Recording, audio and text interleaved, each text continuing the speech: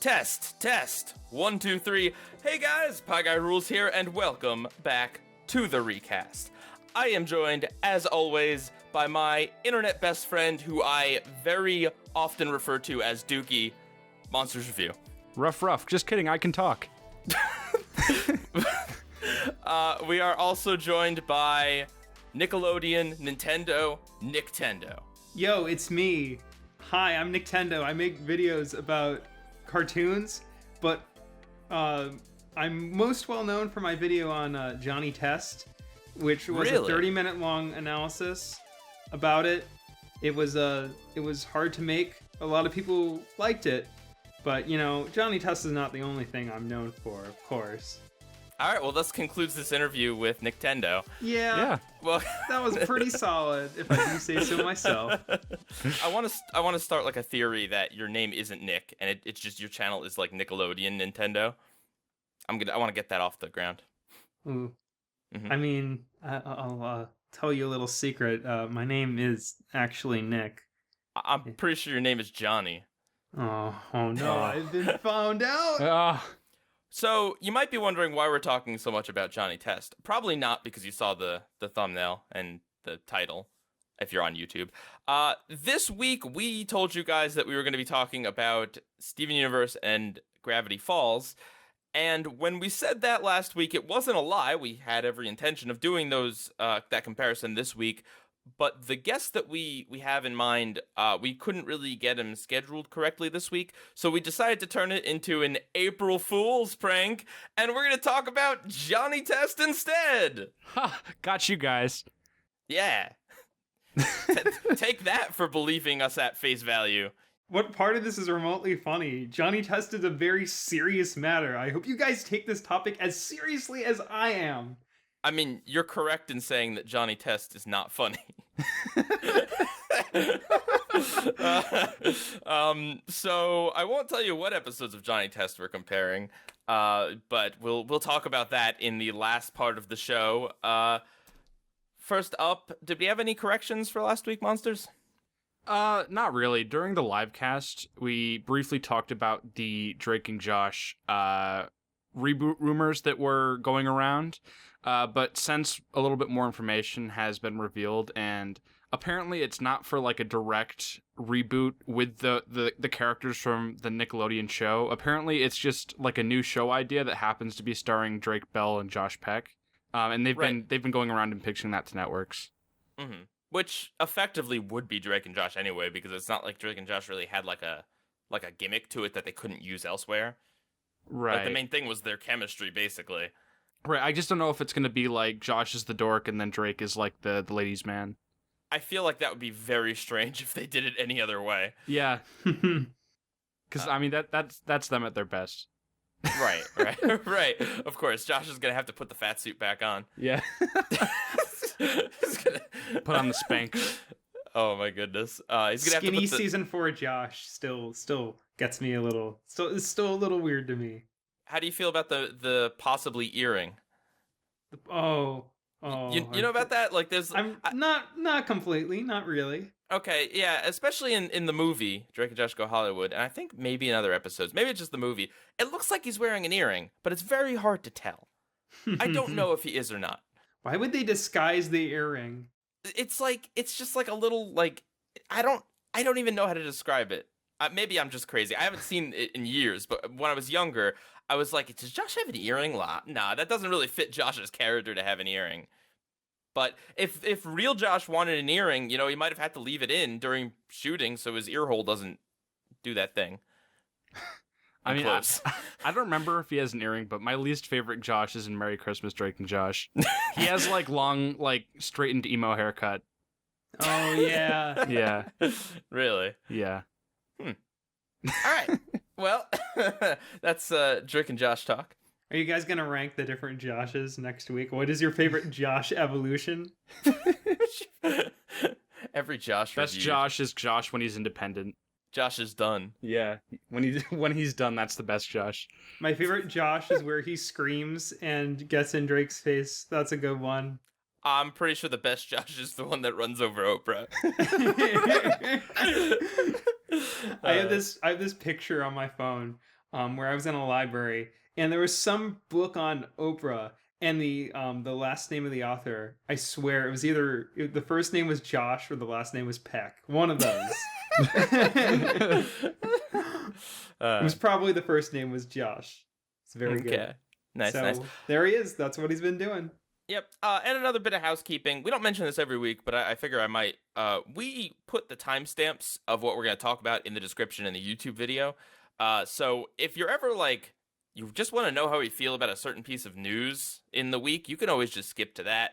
We try to make it as accessible and easy as possible for people to listen to the podcast. If you want to come back to it later, or you just want to hear a certain segment, that is down in the description, and we we put a little effort into that to try to make this as smooth as possible for everyone. So check it out.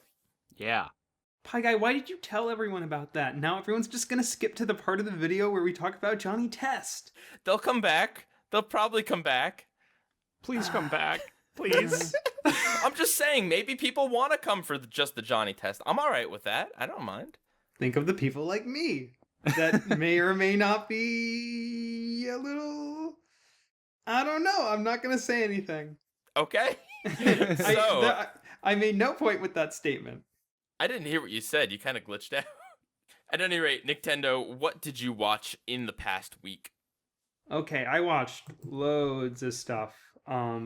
But the two I want to talk about kind of go hand in hand a little bit. They ended up both being science fiction related. The more recent thing I've been watching recently, which is kind of out of my wheelhouse from what I usually talk about and watch, which is on Netflix, this anthology series, Love, Death, and Robots by Tim Miller. I keep getting that promoted to me. Yeah.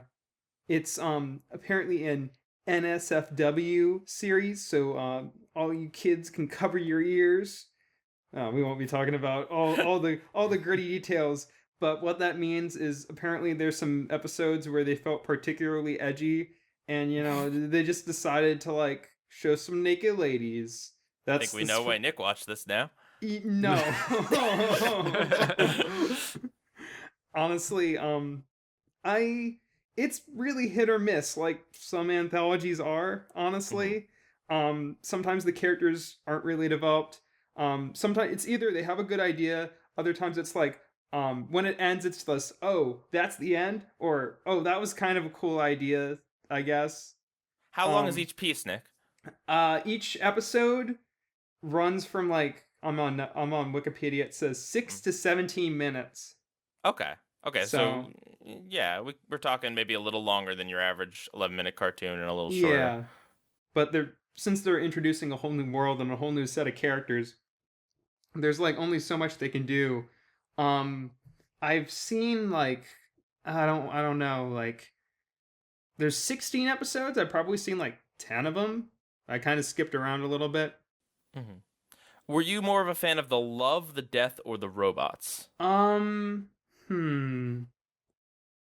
really. Not a big death guy. The robots were pretty cool. And the love is kind of 50-50 with that. Right. Yeah. But what I one of the things I really like is they got so many different studios to animate these in so many great different styles.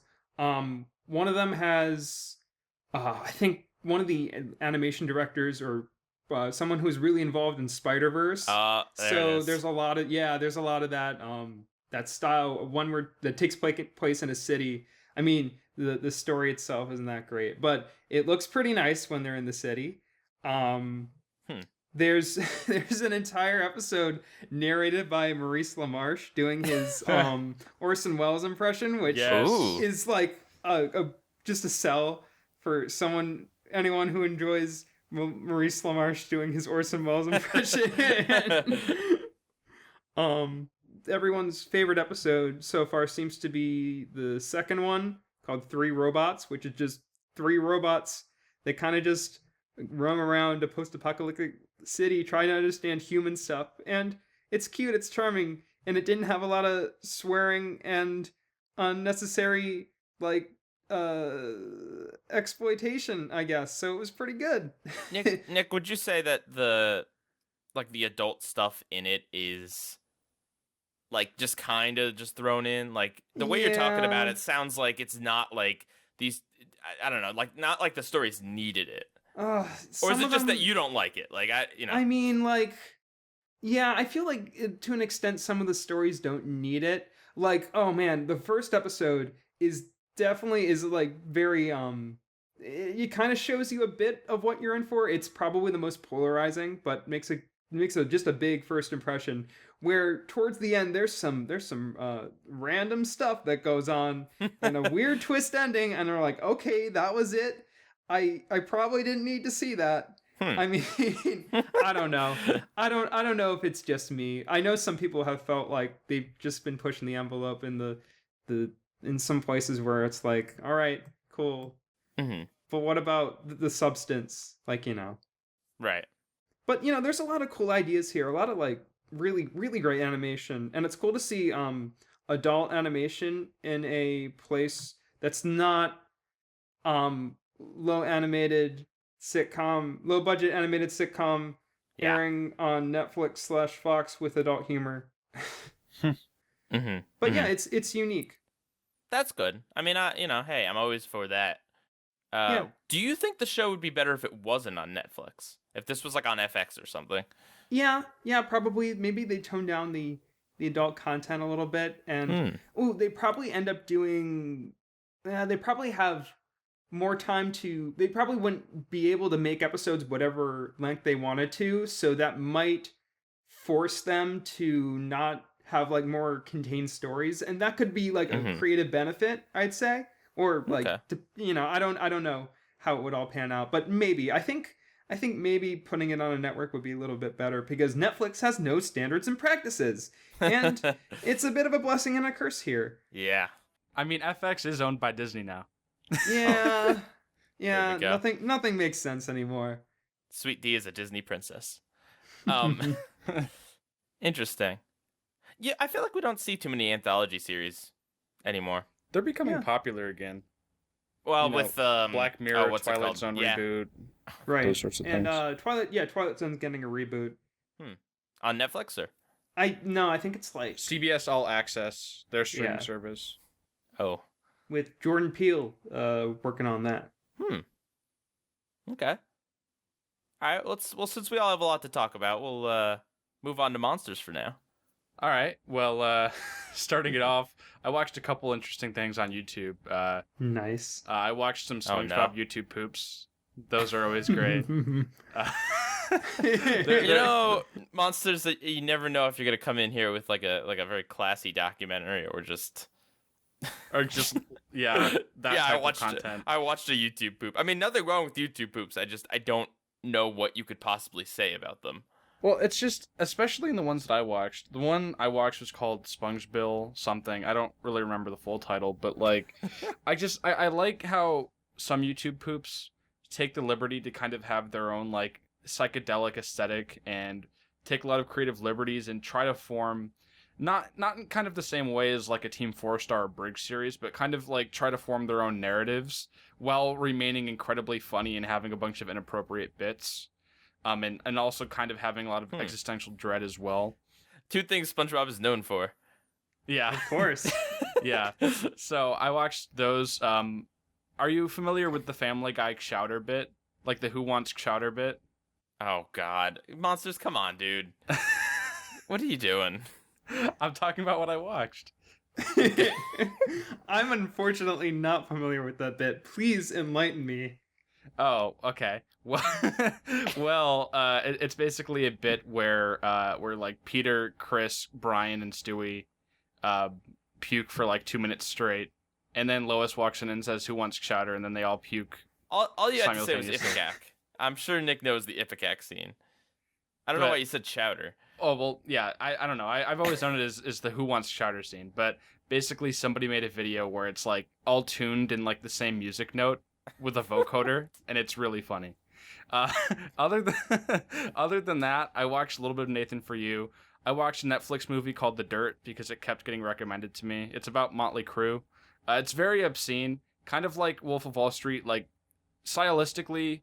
They're kind of similar in just how much they have like partying and lewd stuff and drugs, but Nothing beyond that is really similar between the two.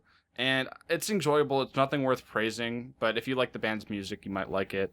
I also watched an episode of Regular Show. It's called Maillard's Package. I chose that because I thought the title was funny and I didn't know what to expect. Turns out it was a really disposable episode. It's basically just where Mordecai and Rigby wait at Mallard's house. He's the guy that owns the park. He's also like the adoptive father of Pops. They wait at his house for a mail package, but they keep getting distracted. And then Is that waiting? That sounds like waiting. I was thinking for a second, why does he think Mallard's Package is a funny title? Oh, I get it. Yeah. Monsters bringing the class to and the then guest. Yeah. and then the package it turns out to be something really stupid. So it wasn't a really good episode. So that's what I watched. Okay. What'd you watch? Well, so I finished off Batman the Animated Series, but I won't talk about Batman the Animated Series anymore. Instead, I'll talk about Batman Beyond. Ooh. All right. Change Yep. of pace. Yeah, so like I ended up subscribing to the DC service because I want to watch the whole DC animated universe. It's really not that many shows. Yeah. Except for Superman the Animated Series because Superman is the worst. Don't at me. Aw. He's all right. He's just not that interesting. Did someone watch Batman v Superman? No. Oh no. Oh, well, I did in the animated series, but not. Anyway, so if you don't know, basically after Batman the Animated Series, they made this show called Batman Beyond, which is like, it seems like they looked at Batman the Animated Series and they were like, okay, well, we can't top this. There's just no other Batman series we could do that's like better. So let's take it in an entirely different direction and make an entirely different Batman, which is very rare. There's not like many incarnations of Batman that isn't Bruce Wayne. He's one of those heroes that like Bruce Wayne is Batman. So that's already interesting. But then it's also like this futuristic cyberpunk thing, whereas Batman the Animated Series had this very like retro vibe to it. So they do that. They have old man Bruce Wayne, and it's in the same continuity. And a lot of the stories are very much like sci-fi horror stories, basically. Like there's one about a kid who's bullied, and he puts on a helmet that lets him control a robot, and he gets like hurt, and the part of the helmet fuses to him, and he's able to just like control the robot, or not control it, but the robot like responds to his emotions. Like there's stuff like that where like someone is thrown into a pit with a bunch of toxic chemicals and becomes this like mud monster that hardly keeps a form and is after the man who did it to him, who is now like the adoptive father of his daughter. Like there's a lot of stories like that where it's just kind of this. And a lot of times, it's not even really about Batman. It's just kind of about these weird creatures and monsters and just, like, experiments that happen in this cyberpunk setting. There's also an evil corporation that, like, fused with Wayne Tech, and, like, Bruce is trying to fight for control of the company. Old man Bruce Wayne is, like, the best part of this show because as cool as everything else is, it is exactly how you'd want an older Bruce Wayne. He just almost never smiles. He's just vigilant all the time. Like he can't move like he used to, but he still just kind of like stares daggers at everyone. And he's grumpy, but he's not like irrationally grumpy. I don't know. He's just like very straight to the point, and he's great. And I mean the protagonist Terry McGinnis is also pretty cool. Like I said, very different take on Batman. He kind of was like a thug basically. And in the first episode, his father gets murdered. It's not a spoiler. Every superhero has like a dead relative in like the first episode. It just happens. It's fine. But that kind of that makes him want to have more responsibility. If you're familiar with Spider-Man 2099, it's really not that dissimilar to that. Evil corporation, different character has the superhero, etc., etc. But yeah, no, Batman Beyond is really cool. Has a really bizarre theme song, very different from the animated series, but from Batman the Animated Series. But it contains the same like really high quality writing and really like unique and interesting stories. The most well known of them being the movie Batman. I think Batman Beyond: Return of the Joker is the full title. Yeah, and that one I watched that too, and it's great. It really is. It's I don't know, like I can't really talk about it without spoiling it too much, but it obviously, if you're seeing a sequel series to Batman, you still want to see the Joker in some way, and this episode came up with a this movie came up with a really good way to bring back the Joker, whilst also like merging elements of the original series back in. Like there's a flashback that looks like it's straight out of Batman the Animated Series.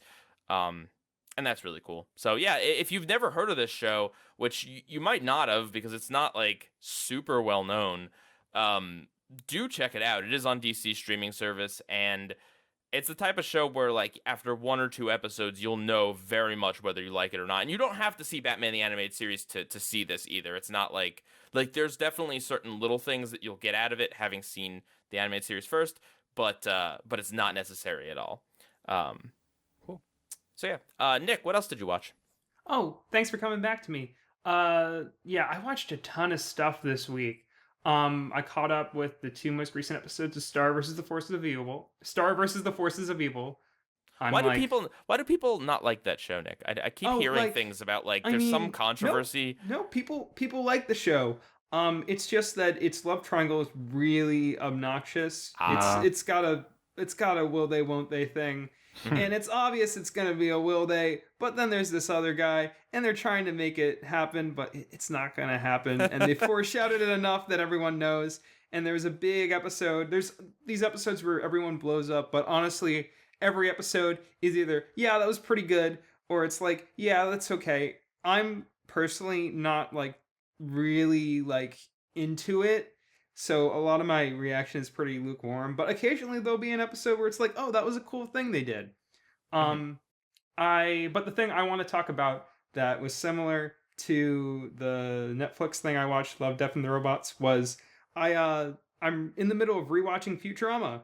Hey, nice 20th anniversary. And yeah, the 20th anniversary was this Thursday from the week we're recording this, and I'm remembering, oh yeah, this is like one of my favorite shows. It's so good. I'm in the middle of season 2, which when I first saw it, I think I was trying to like get through it as fast as possible. So it didn't really like leave the strongest reaction out of me. But now going back to it, I'm reminded that there's so many great bits. The comedy is so snappy between the characters. They really like start to like really delve into each of the members of the Planet Express crew. Mm-hmm. So there's a lot of stronger like episodes as a dynamic, but also like feature episodes. Zoidberg episodes are best episodes. Yeah, Zoidberg episodes are pretty good. Yeah. I don't think he has one in season 2. There's a lot. There's like there's a Hermes episode. There's a there's Farnsworth episodes. Which Hermes episode is it? Is it the? Oh, it's the how Hermes. Requisitioned his groove back. I love that one. Yeah, that one's really good. The musical number. Great music number. You got to do what you love, even if it is a bad idea. I mean, it's good advice. Is it though?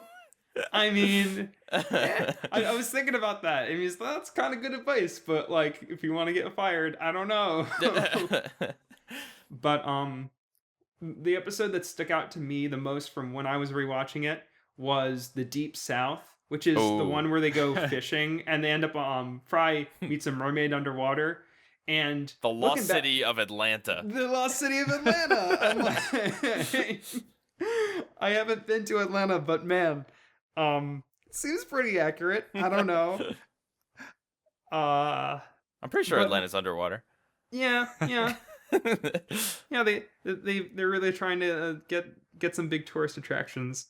That episode has a lot of really good gags at the start of the episode. Yeah, with, the whole first fishing. act. Yeah, they just all go fishing, and it's a great. You get great moments with all the characters. But what I really liked, the thing that struck me the most, was when they're on over the water fishing. The water looks so good, like it's so well rendered. It's like shaded in 3D.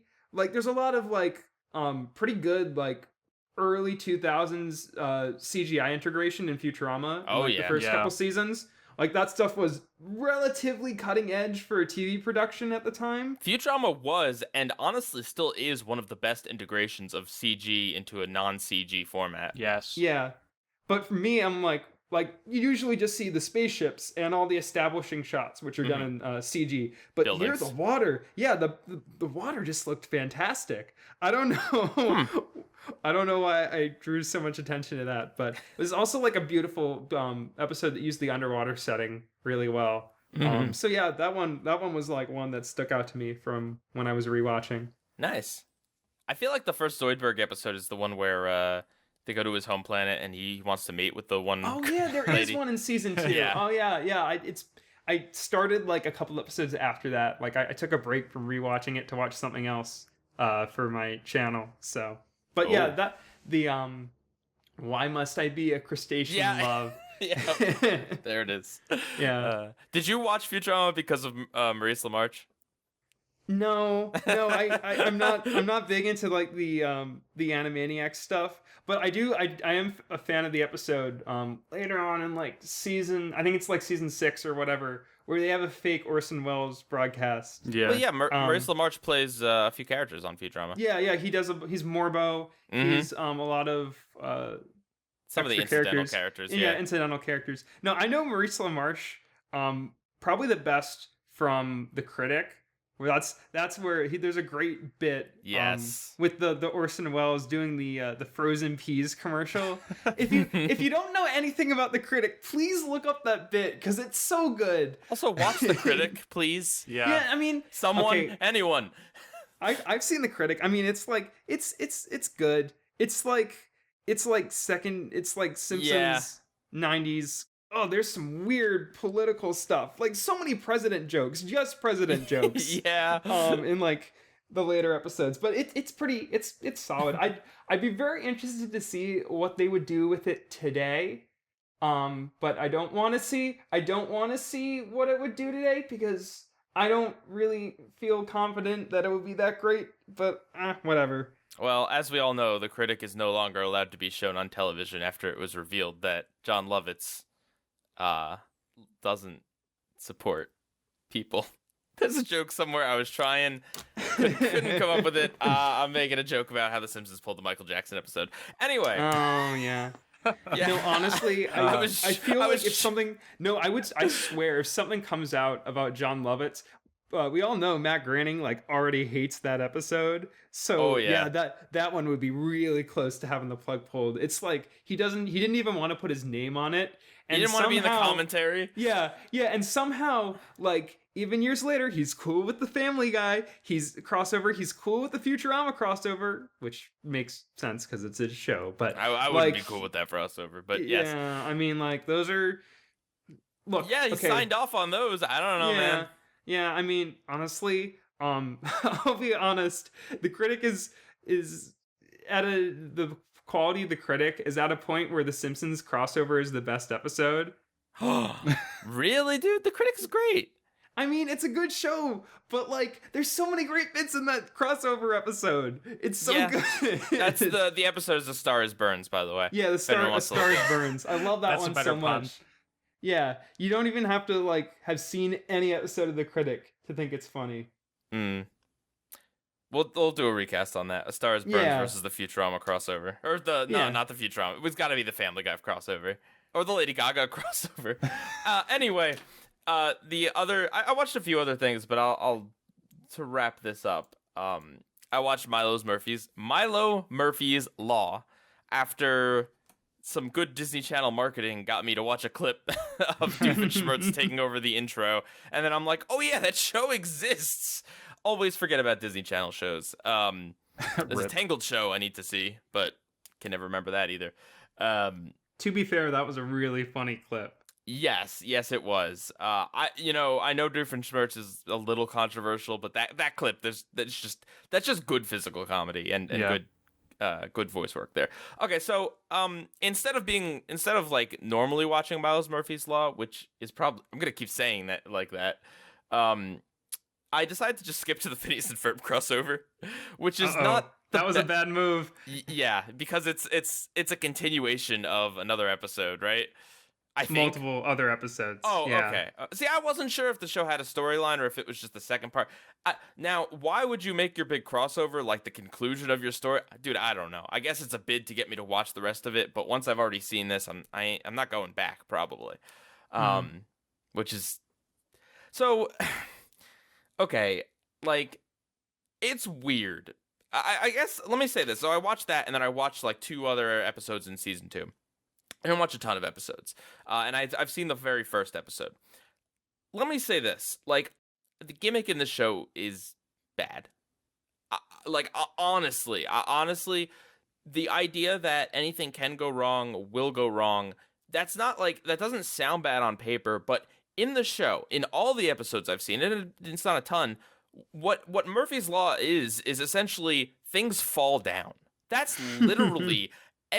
the first episode is just them trying to get to school, and then just like a bunch of stuff falls in their way. Now, sometimes it means like rain and stuff, but like it isn't like, I don't know, like the characters have a plan and then like something weird happens to the plan. Like you think like that might be how they write the show. Instead, it's generally like I watched another episode where they try to play a board game, and it is just literally like they pull out a board game and the whole shelf falls over. Want. Like they try to play the game, and then a piece of steak on fire comes flying in for the barbecue outside. Want. Like that's the show, and it's just kind of like, man, you guys. Phineas and Ferb was criticized harshly for being repetitive and doing the same thing every episode.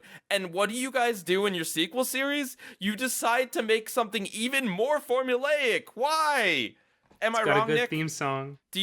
How do you feel about this show? Have you seen the show? I was telling you about this right beforehand, but I've only seen like the first couple of episodes, and it was pretty good. I mean, I think the animation's better than Phineas and Ferb. I think the color palette's nicer. The character designs are better. Yeah. Well, it's also, I think one of the problems with bringing in the Phineas and Ferb characters is that there's some design clashing going on. They do not there's definitely like 3 different designers like with the Phineas and Ferb characters, and then Milo Murphy's Law characters, like between those 2 shows, there's definitely at least more than 2. So they don't quite look right. Yeah, Doof doesn't look too far out of place. Candace's neck is like a little long, and they make jokes about it, but she doesn't look too different. Phineas and Baljeet and Buford also don't look too bad. Phineas, Ferb, and I guess Isabella, although she's not in it all that much, they look like just like disturbingly out of place in this universe. Like they supposedly all live in the same town. But yeah. Ooh. Yeah, I mean that's my critique of like the show in general, is just that and again, I haven't seen a ton of it, but it's like I've seen enough episodes that I'm already sick of the gimmick. That's bad. Pieguy, what if I'm a huge fan of things falling down? Are the things falling down extremely well animated? That could be a great hook to get me to watch the show. No. I mean, it's all right. I'm not going to say that it's like... what if like things fall down as this really like well animated, like every single thing has multiple things shooting out of it. Just watch the first episode. just end it there. Apparently in the second season they have another episode where Milo and Friend try to get to school on time, and the same thing happens according to Wikipedia. His name is Zach. Okay, like I saw this show years ago, and I still remember. His name is Zach. Okay, all right. I still refer to this show as Mikey Murphy's Law because that's what it was supposed to be called before, and I have no idea why they changed his name to Milo. But maybe there's like an actual Mikey Murphy who was like, why are you using my name in a show? I feel like Milo Murphy maybe rolls off the tongue a little better, even though I messed it up a bunch earlier. Mikey Murphy sounds that's like a mouthful, really. No, but so in terms of the episodes I watched, I mean, again, I didn't watch the stuff leading up to it, so the Phineas and Ferb crossover was basically incoherent nonsense.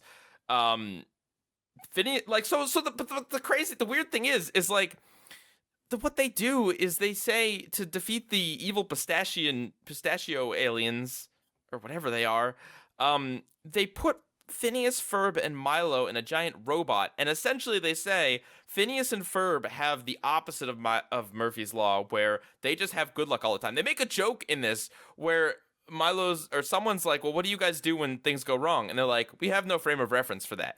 And it's true. Phineas and Ferb has like a disturbing lack of conflict in that whole series. But like on the Phineas and Ferb side, yeah, yes, yeah. So like they put them all in the robot and they use Phineas and Ferb's good luck and Milo's bad luck to like aim Milo's bad luck. It's weird. I don't know, man. Is this the best they could do with the Murphy's Law thing? Like if this is the best they have in terms of ideas, is putting him next to Phineas and Ferb so that the luck can make a bunch of things fall down on the pistachio monsters? Is that what they got? I don't. This show doesn't sound very good. It's not. I really hate to say it because I'm sure there are fans of it, and again, I haven't seen a ton of it. But then, so the other thing with it is that Doofenshmirtz becomes a regular character. Sorry, not regular character, main character. He's like a main character. Essentially, and I guess I'll spoil it. Why not? Skip ahead if you don't want to hear the spoilers for how season 1 ends. Doof's building just is destroyed, and essentially at the end of it, he's like, "Can I crash on your couch?" And that's how it ends. And you're like, okay, that's like a bump. And then in the next season, he's there. He's there on Milo's couch in like every episode. He's there. But Perry doesn't appear that often. So what does Doof do? Well, apparently he's supposed to become the guy that creates time travel, even though he already invented time travel. But he's waiting to create better time travel without a cup holder built in. I don't know. He's just crashing on their couch. It's Sonny from Out of Jimmy's Head, who's just like, can I move in with you guys because I'm quirky? And they're like, sure, why not? Like, they don't set it up in any way. It's just a lazy plot device to shoehorn in a very popular character from Phineas and Ferb. And Doof, he has no purpose. And so I find him so much less funny because there's not even like a reason for him to be there. It's just, it's baffling. Sounds like it. Yeah, I just and here's the thing, dude. I love Weird Al. Weird Al is just like what I grew up on musically. I think he does a good job voice acting in the series, but he deserves so much better than this. Like, aww. What? I mean, I don't know. If you want to come to bat for the series, go for it, man. I feel I'm bad for Weird Al. That was what that was for. Okay. No, like I'm not trying to like hate, honestly, I want to like the series. If someone has like a good wants to point me in the direction of some good episodes or wants to like come up with a reason why the show is really good and really clever, like by all means, I'd love to hear it. I want to like this show, and maybe I will if I watched a little more. But the problem is of what I've seen of it, it really, really just made me like feel like I'd seen everything the show has to offer, and that's really not a good feeling. Yeah. I like the Christmas episode. What's it about? Milo tries to have Christmas, but some stuff falls down and it goes wrong. Are you I have a good recommendation. If you're 3 years old and you find stuff falling down funny. No. I like the subplot. There was a good subplot with the time traveling guys. Yeah, those guys were like they left no impression on me in the Phineas and Ferb crossover. They're supposed to be like Inspector Spacetime or something. Yeah, it's what Cavendish Dakota and Cavendish. Yeah, I like their names. I like that they have good dynamic too. Definitely, I would watch some more episodes for them because I don't know. They seem like a part of the show where it's like they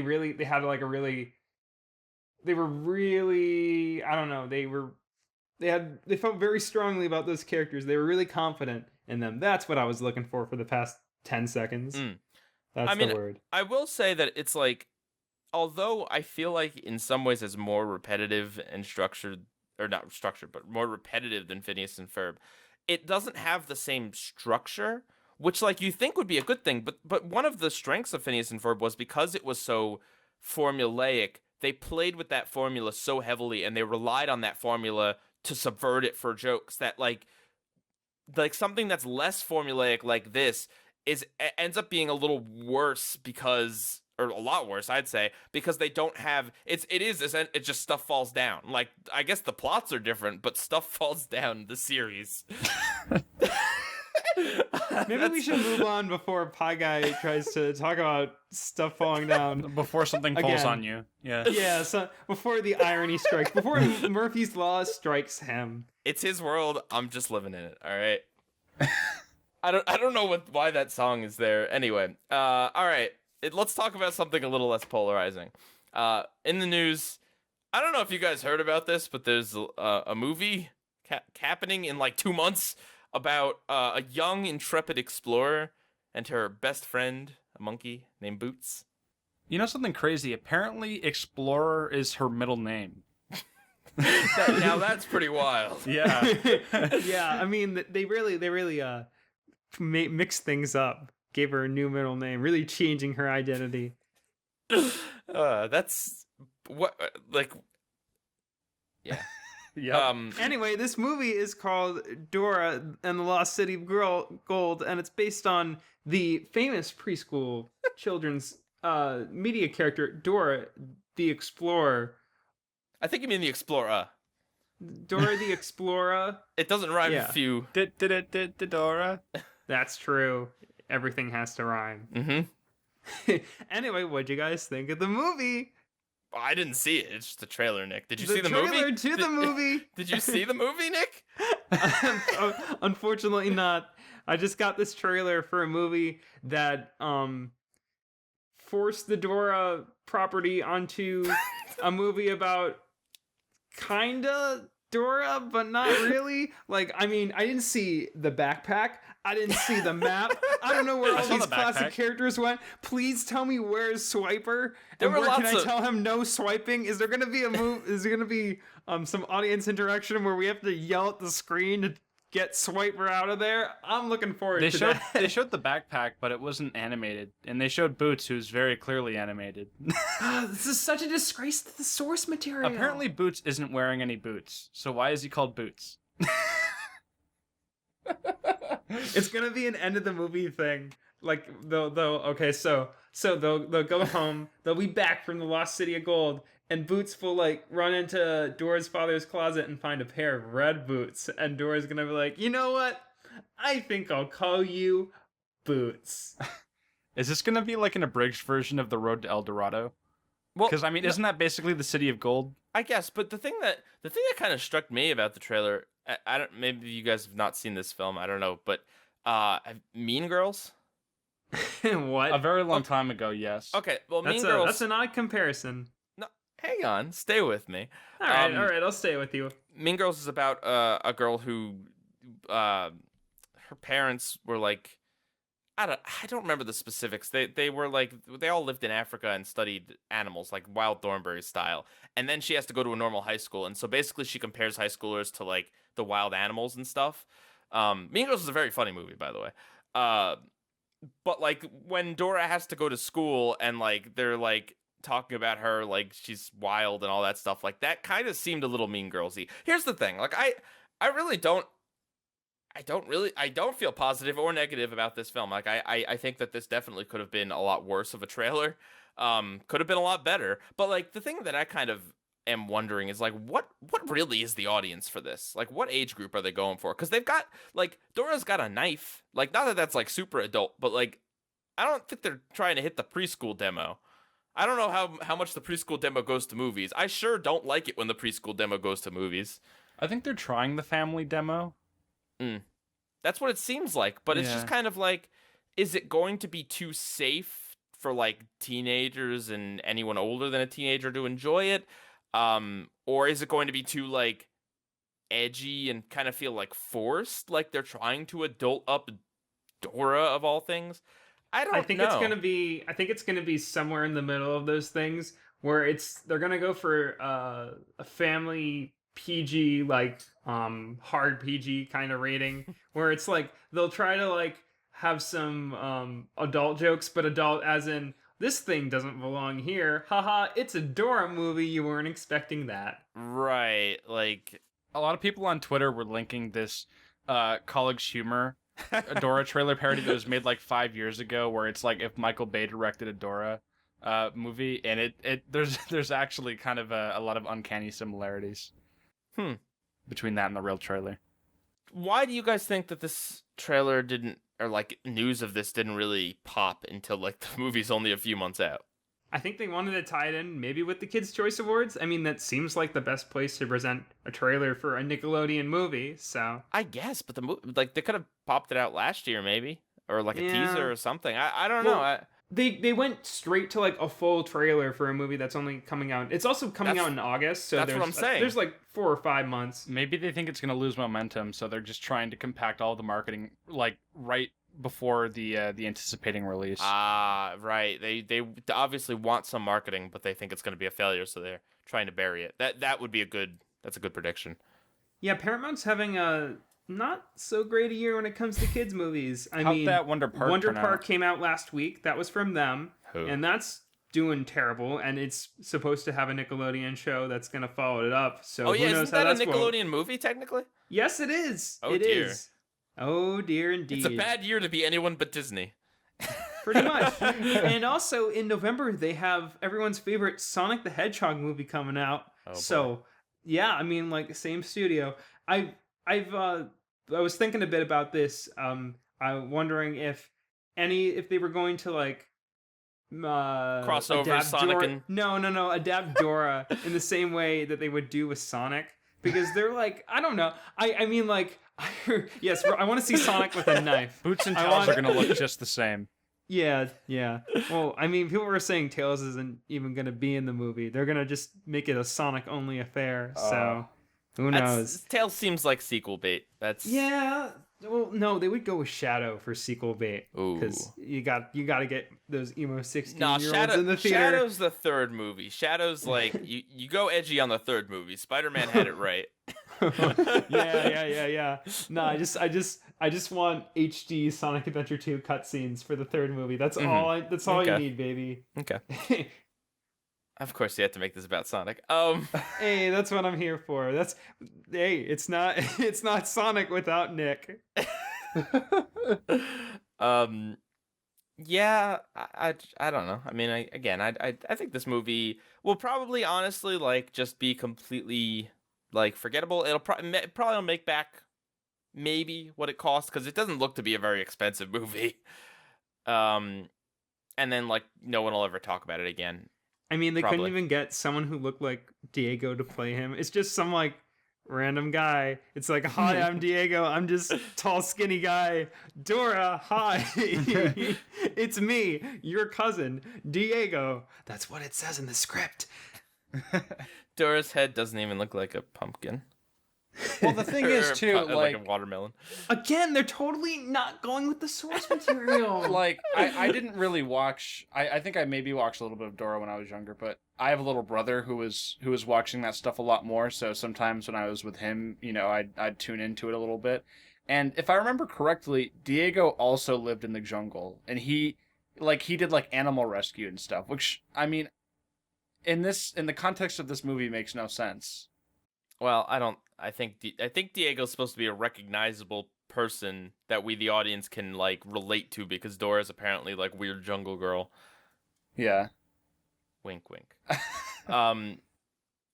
Yeah, I don't know. I hope I hope Dora becomes a multi-platform media empire, and we get like an edgy Dora Teen Nick show. Yeah. They tried to do like a more aged up Nick Jr. show, like Dora and Friends in the City or whatever. Living in the city, baby. Did they really do that? I think they did. I never saw a single image of it, but I believe that's what they did. All right. Well, that's all. That's good enough for me. So, Hey, there's your next recast episode right there. I mean, yeah. It'll probably still be more enjoyable to watch than Johnny Test. Okay. Excuse me. Just gotta put in a little plug to make sure people stick around. Okay. So next up, the Kids' Choice Awards happened. I didn't watch it. I was not interested in seeing what's his face. DJ Khaled. DJ Khaled. Okay. I'm still thinking about maybe making a video on the Kids' Choice Awards about how it's always just kind of been a thing for kids and kids only, and people are really harsh to criticize it. Not saying that you, not talking about you. Whoa! I mean, Well, let in me tell you, fairness- Mr. Tendo, the ratings on the Kids' Choice Awards have gone way down. So Yeah, well, I don't know how kids feel about it either. yeah, well, if you're like, wow, the Kids' Choice Awards were better back in my day, when I was in the target audience, like, it doesn't really work. Yeah, I was gonna say, like, I thought Jack Black was a pretty good host whenever he was around.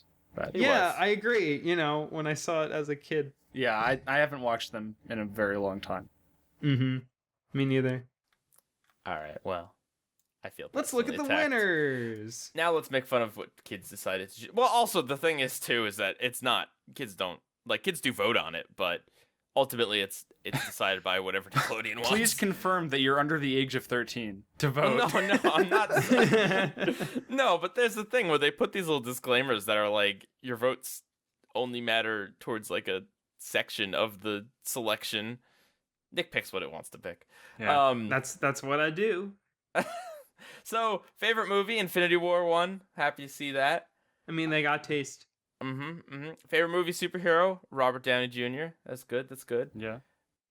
Favorite butt kicker, Chris Pratt in Jurassic World: Fallen Kingdom. Nice.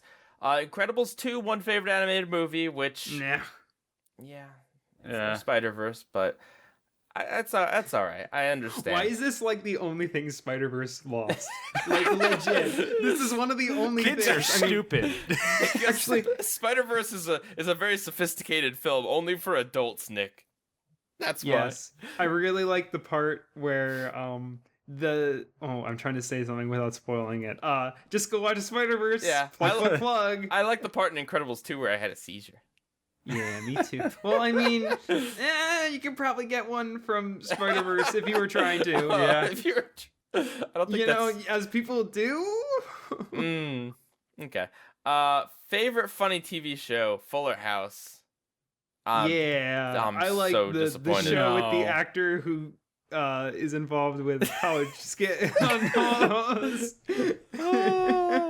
I'm sorry, that's in the news everywhere. I needed Yeah. to mention it. Monsters, how do you feel about Fuller House winning?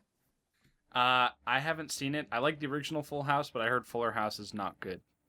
Fuller House is probably better than Full House. I'll say that. What? All I Because- have to ask is, whatever happened to predictability? Oh my god, because nothing The could be worse than Full House. Boy and Evening TV. Except maybe Johnny Test. What else we got here? Favorite cartoon? I don't have to say that. Come on. I didn't even Yes, have to we look. all know that the Boss Baby Back in Business one favorite cartoon. Right. Ellen DeGeneres won favorite TV host for Ellen's Game of Games, which is a little surprising. Probably not, actually. I feel like Ellen DeGeneres is probably the most well-known for kids of these, like, selection here. Really? Maybe JoJo Siwa? I don't know. Well, like, Ellen DeGeneres, like, I'm pretty sure her target audience is, like, house moms. Well, yeah, but what are kids gonna... Who... When you're homesick with your mom, what are you watching? Ellen's Game of Games, of Right? course. What kid's gonna vote for Ryan Seacrest? Like... Not Double Dare? I don't know. Yeah, the show that's on the Nickelodeon network. Well, I don't know. I don't know what to tell you. Jace Norman won favorite male TV star. All right, maybe I was a little hasty to say that kids wouldn't care if he showed up at your school. Nick, would you care if Jace Norman showed up at your school? Literally, he seems like that one guy in my math class that just keeps cracking jokes, and like a couple of people chuckle, but he just keeps doing it, and he like gets every single role in like the school musical, and like he's got this one girl that he hangs out with You're that calling thinks him he's funny. a try-hard prep. I mean, like, All right. kinda. I watched the last time I like skimmed through the Kids' Choice Awards. This was like in 2016 or 15 or whatever. When I just had literally nothing better to do. No, it was like 2017. So he tried to do this really inspiring speech about it was like someone who was trying to do a politically informed speech at the Kids' Choice Awards. Oh no! I'm probably making it sound way worse than it wouldn't really was. It wouldn't be an award show if there wasn't some sort of like political grandstanding. Yeah, but it was like he was like, I know everything is really confusing right now, but you just got to keep going, keep living your life. Got a And Pokemon. he's not old enough to vote. Pokemon Yeah, go to the exactly. polls. Yeah, exactly. It's just like I don't know. I guess he's a TV celebrity, so he knows way more than every average kid does. Yeah. Okay, all right. So here's some interesting stuff. For favorite collaboration, No Brainer by DJ Khaled won. Is that legal? What? Can the host of the ceremony win an award? I think I that's bet a you they've conflict done of that at interest. other. I Is don't that know. a thing? I just It's feel too bad Sicko Mode by Travis Scott featuring Drake did not win. Well, but here's a real surprise, right? So for the favorite global music star, they had a bunch of international people, and then Taylor Swift. And of course, Yes. Taylor Swift won because that's who people recognize most recognize. Like nothing. Like I'm just saying, like the votes seemed obviously pretty biased towards that. But all right, there we go. Favorite video game? Oh my God! Every year, it's like I don't. All right, Super Smash Bros. Ultimate, nah. Marvel Spider-Man, Legos The Incredibles, please. Just Dance 2019 is my jam. I swear this category is like paid for by Just Dance. Yeah. No, I'm serious. Just Dance is nominated every year and it wins like quite a bit. I mean, there are probably ads on the website, so I swear I've probably seen ads on the website. So just saying. And Whatever. It Kids' also Choice Conspiracy right there. seems to be a tacked on category. I don't know. I mean, come on, who's gonna play that? They're over gonna in market Smash it too. They're gonna be like, Just Dance 2020 coming out, winner of the 2019 Kids' Choice Award for Best Video Game. Oh, we're gonna help animals. I think that's what we picked. No, we picked Help the Environment. Because that Well- encompasses everything. That's right. We were very logical about it. Yeah. Favorite gamer was Sniper Wolf. Favorite gamer? I don't know. I just find that name funny. Ninja's having a real rough year. Oh no. Where's PewDiePie? Not politically correct enough to be anywhere near children. Does he even game anymore? Last time I checked, he just talks about memes and tries to beat T-Series. Pretty much. David Dobrik won favorite social star. I'm glad, but again, I'll reiterate this. His content is not for kids. It's a lot of partying. It's a lot of alcohol-infused dancing and really, really inappropriate stuff that kids should not be watching. Kids' Choice Awards, baby. Yeah.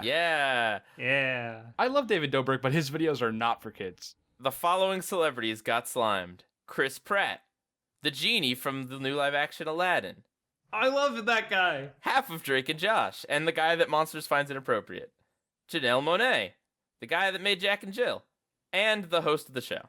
Yay. Awesome, baby. Yeah. All right, so That's hot. That's hot. do you guys hear that off in the distance?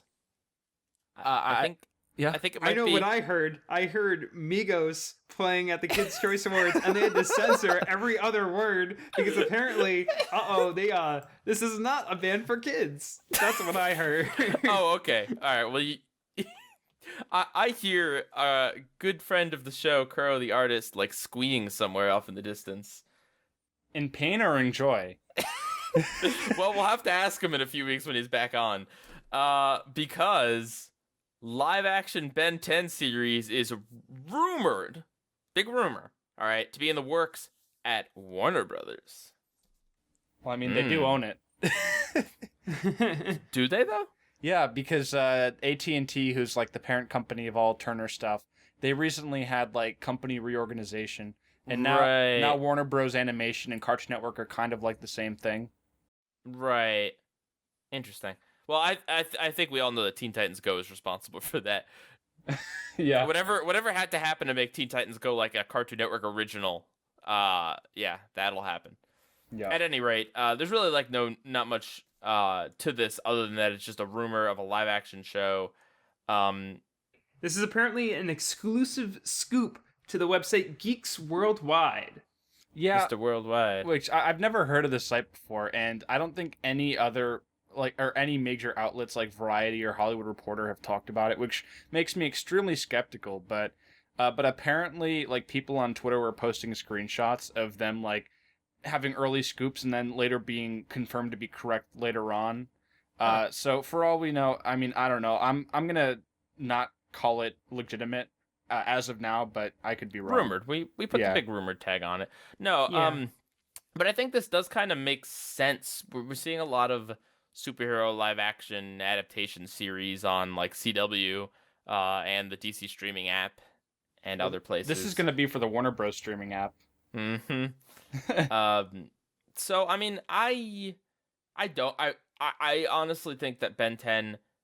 I mean, we talked about this weeks and weeks ago that like I think a live action movie would be nice with a movie budget, but a live action TV series, like how are you going to do that? Oh CG? yeah, who's like, ready for the race against time again? It's gonna look like really uncanny. Yeah, race against time. Dude, Vilgax is going to look awful.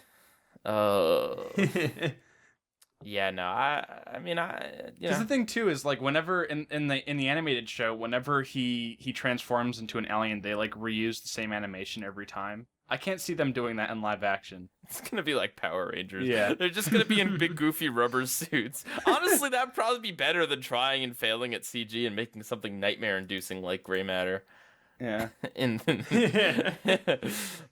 Thanks, Kuro, for showing me that image over and over again. I mean, CGI Heat Blast didn't look too bad.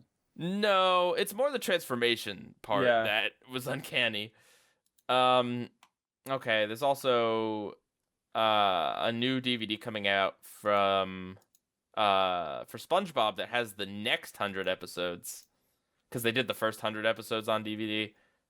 Yep. I don't have anything to say about this. I'm looking forward to it. I actually had the first 100 episodes on DVD. That's where I own the first 5 seasons. That's a great place to have a collection, right? Seasons 1 through 5. That's yeah, a like nice... literally. That's the good stuff. The great to good stuff. Yeah. That's the cutoff point for a lot of people. Yeah, I mean that's pretty much like if someone asks you, oh, what SpongeBob DVD set do I get? Just get that. I think it's gone down to like $30-$20. It's just a good way to get like all the good stuff. Right, and I mean, did they have a little press release. They do. They say, what's funnier than the first 100 episodes of SpongeBob SquarePants? The next 100 and 4 episodes of SpongeBob SquarePants. Grab a hook down to Bikini Bottom to relive all the fun in this 16-disc collection bubbling with nautical nonsense from the 6th, 7th, 8th, and 9th seasons of the hit Nickelodeon series. You'll ride a tidal wave of laughter through these fan-favorite legends of the deep, including SpongeBob You're Fired, It Came from the Goo Lagoon, and Mermaid Man Begins. So grab your floaties and jump in, the water's fine. And it's time to celebrate SpongeBob's 20th anniversary. Now, I'm gonna make a couple points about this. So, controversial statement. I do not personally, I don't think the first 100 episodes of SpongeBob SquarePants are not as funny as the next 104 episodes of SpongeBob SquarePants. I know this opinion's kind of controversial, but I don't think that a lot of deadpan comedy with really slow jokes and characters getting tortured for no reason is funnier than like jokes. Jokes. Yeah. That is humor. Yeah. I also want to say that I swear they use the exact same FUN and you'll ride a tidal wave of laughter. Like, I'm pretty sure this is copy pasted from the back of the DVD for the first 100 episode set. Also, another controversial opinion. SpongeBob You're Fired.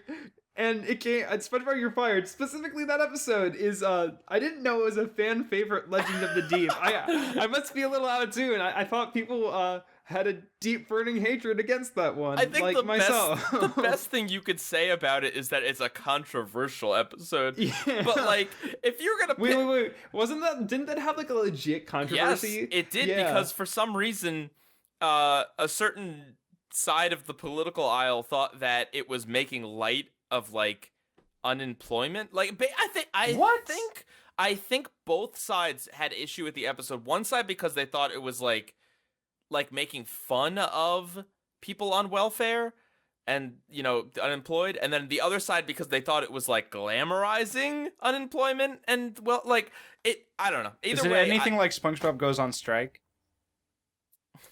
No, nothing. I don't like the episode because it's bad. Yeah, it's horrendously unfunny, and it like the story doesn't have like it's just so bad. I've talked about this episode so many times. legit like worst SpongeBob episode in my opinion. Yeah. It's up there, honestly. No, I agree. I do genuinely agree. It is. I think it was my number one worst for season 9. And what I find weird is it's technically the last produced before the second movie came out, which is like, wow, they bounced back. Yeah. But the funny thing, like, I think they really just picked two specials, and then Mermaid Begins is not a special, but it's like it's kind of a big episode. Yeah, I mean, that's a pretty funny good episode. Yeah, I mean, like, that's not a bad one to spotlight. I'm surprised they didn't put Truth or Square, considering that's an hour-long episode. Another fan favorite. Another fan favorite right there. Yeah. Yeah. And also, there's no space between Mermaid Begins. They'll probably fix it. Yeah.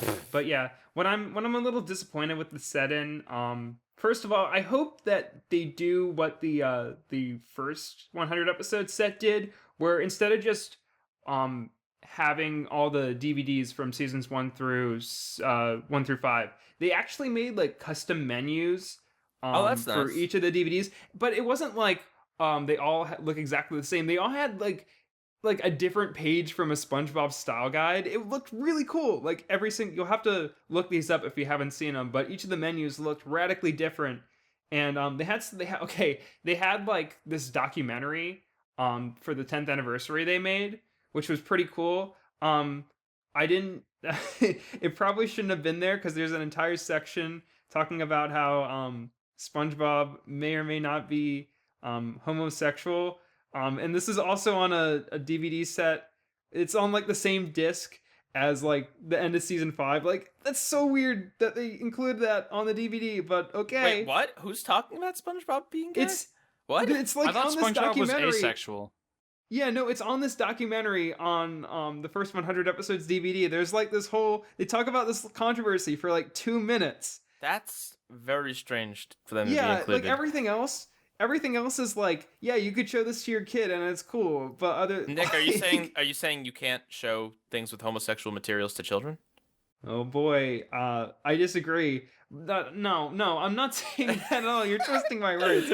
I'm just saying it feels so out of place because, like, right before that on the documentary, they talk about how, like, for a Burger King promotion, someone stole like the giant inflatable SpongeBob on top of Burger King, and they tried to catch the guy. So they go from that to like, is SpongeBob gay?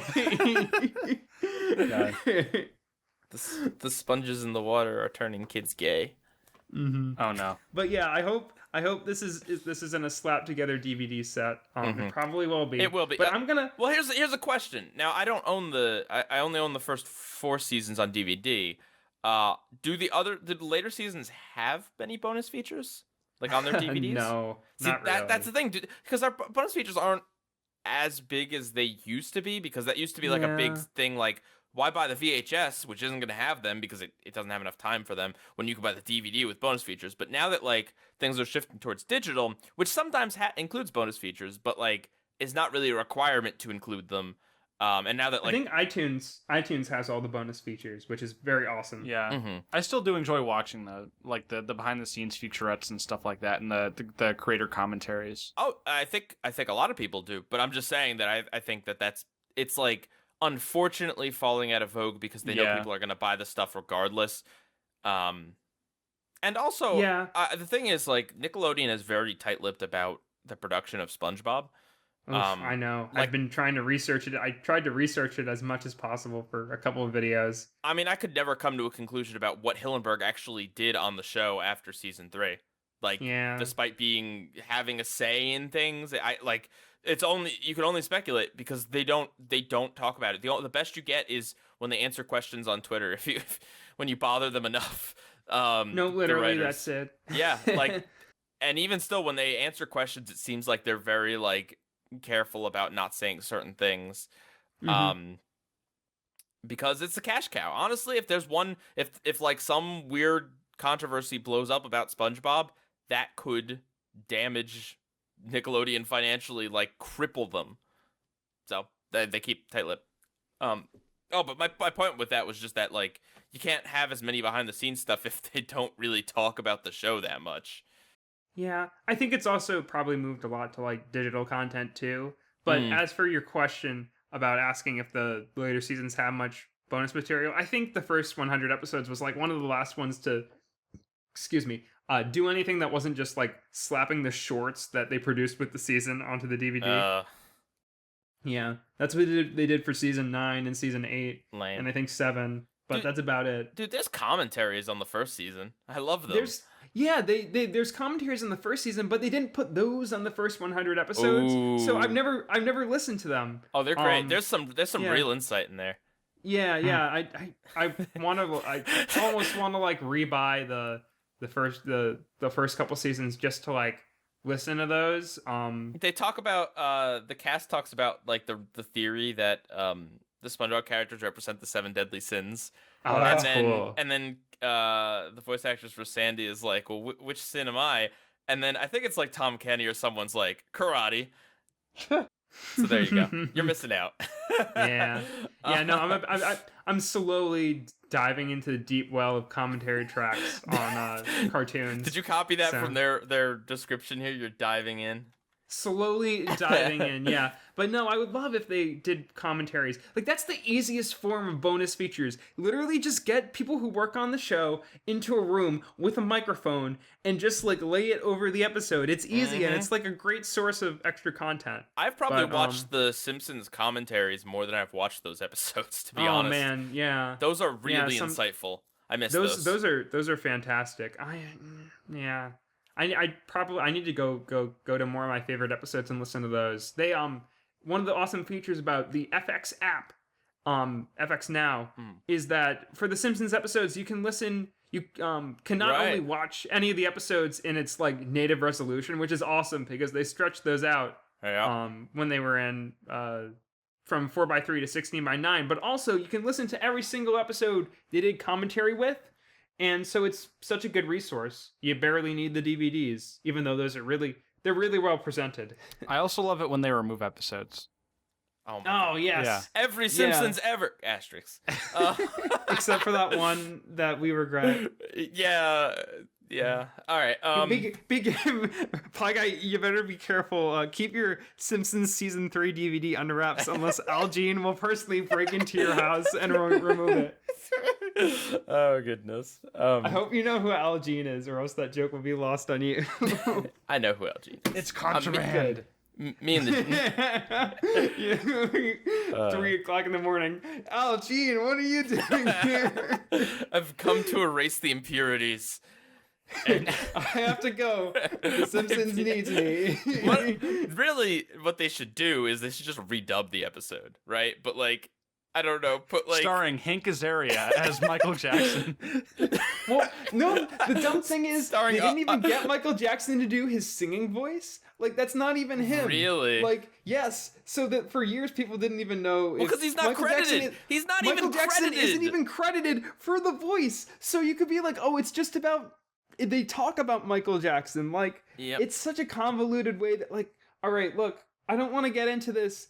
I understand why they removed it, but I mean, we talked about this a lot last week. Also, it's a good 2 weeks episode. ago. I'm sorry. Oh, like, it is a great episode. It still holds up.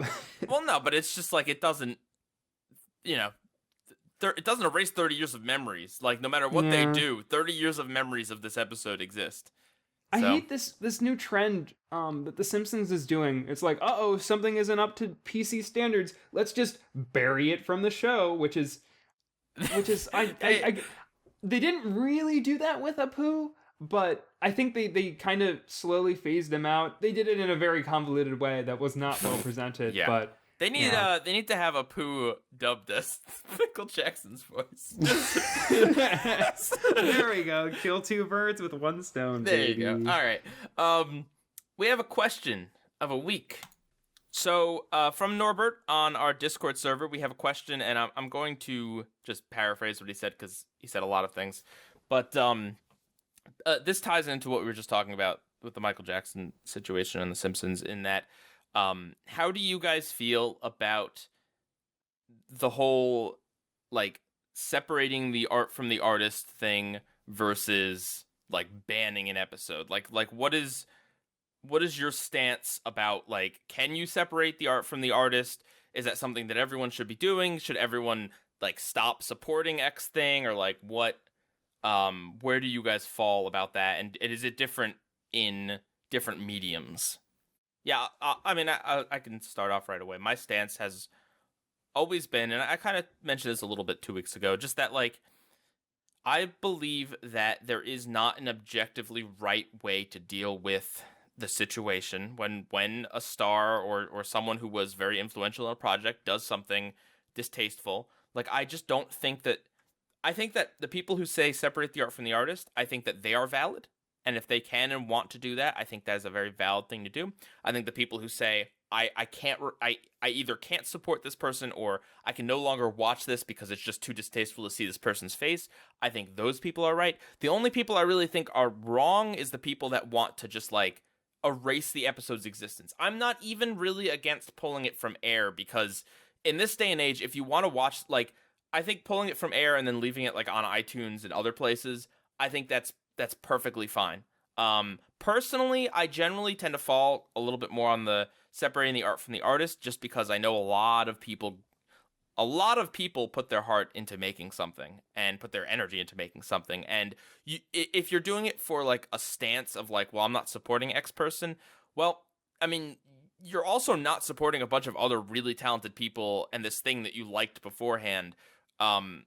Which, I mean, again, if you want to, like, you don't have to, but you don't have to support anything. But I just personally feel like if it's an actor or if it's, like, a writer or just, like, someone, I usually can look beyond it unless it's like a passion project, like it's a YouTuber and that YouTuber is, like, the only, they're the only one making the content. It's literally just them. Then, in which case, you are directly supporting them, and I don't know.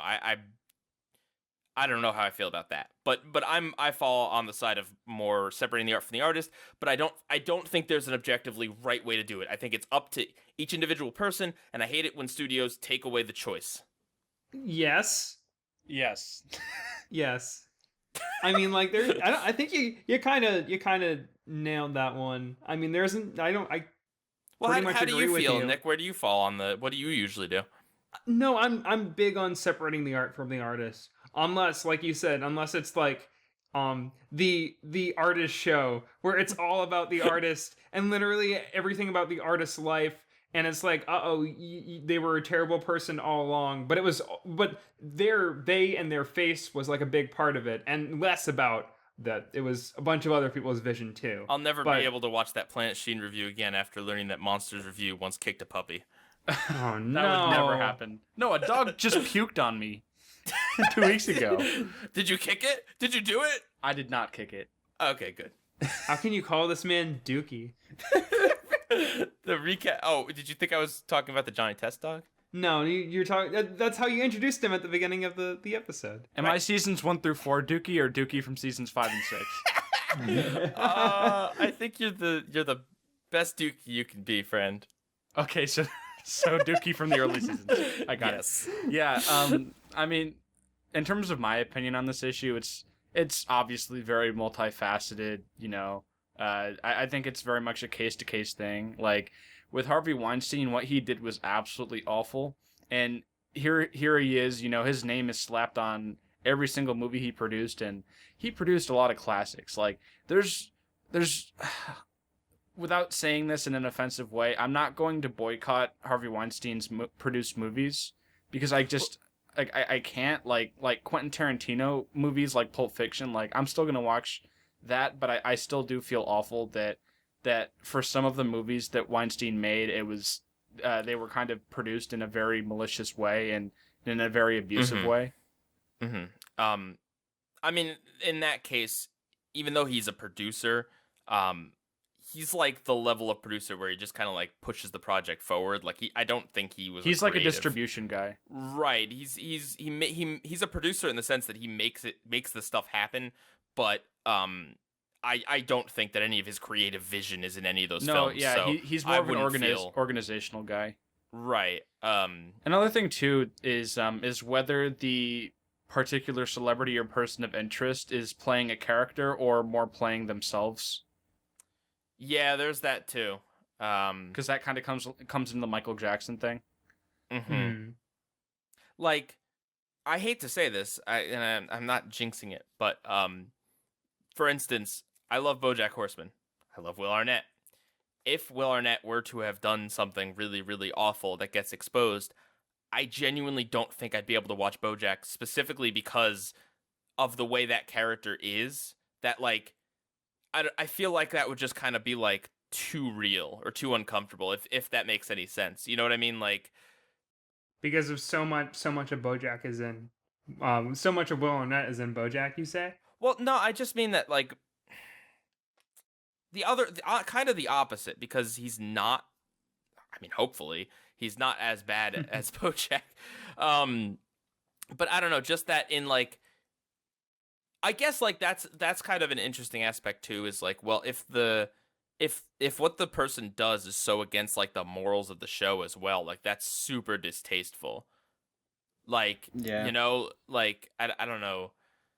I don't know any good examples, but I mean, it also, it does depend on what the celebrity did. Are we talking about like ooh, he made an edgy joke on Twitter a few years ago, like, because that's like, okay, whatever. Like, people did they rob a bank or something? Like, yes, that's bad, but like, I don't think that like could make me like hate the actor or whatever. You know what I mean? Because it's like, I don't know. There's some crimes that are very, very unforgivable and disgusting. Right. There's others that, you know what, they served their time. They paid, whatever money they had to pay. Like, they did their thing to get them back where they were. Like Robert Downey Jr. He did a lot of drugs and he was in a very bad place. But he didn't, I mean, as far as I know, do anything like unspeakable. You know what I mean? Like, to the point where, oh. Well, I do feel, though, that especially in an age before social media, society as a whole was generally more forgiving to that sort of thing, because what you don't know doesn't hurt you. Right, and especially with cancel culture now, that's a very big part of celebrities and whatnot. Just because of how much faster information can go from one place to another, we know so much more than we once did. I feel like we're also more opinionated and polarized in our opinions. It's about the narrative. That's what it is, because social media, and I mean media in general, allows you to spin a narrative, right? If you could say something relatively innocuous or relatively innocent, and if someone of influence twists it in a certain way, and then those first people that get to the story also happen to agree with it or fall for it or whatever, that narrative becomes strong enough that even if it's a ridiculous narrative, people will believe it, just because it has the power of a compelling story. It has the power of mob mentality in it. And that's something that before the internet, before social media, like, I mean, I guess you could go and write a newspaper, you could go and write a book, and, like, newspapers were the thing that, like, if they were corrupt, that's really bad because they influence people. But, like, it's not like just the average Jack could go and spread an opinion and get his crazy conspiracy theory, like, seen. Yeah. And that's an incredibly tricky subject too, is the subject of allegations of, it's like, are you gonna boycott something because someone allegedly did something? And, like, what? I don't know. But I don't like when people dictate, like, you shouldn't be watching that because it supports X, Y, or Z person, or, like, you're a bad person, you're agreeing with the bad thing they did. Like, I do understand the idea behind it, in that, like, in us paying attention to celebrities, in us supporting celebrities and caring about celebrities, we allow them to get away with bad things. Like, I understand that underlying thought, but, like, me watching a rerun of Full House or whatever isn't supporting Aunt Becky's crazy scheme to get her kids into college. I don't think. It's all coming back. Well, yeah. So yeah, I don't know. It is a very interesting subject. But luckily we do live in an age where even if something is pulled from, like, legal distribution, it can still be seen. Yeah, pirating for the win. Which I'm not usually for, but in the case of actual censorship, sure, why not? right? Like, Yeah. Anarchy.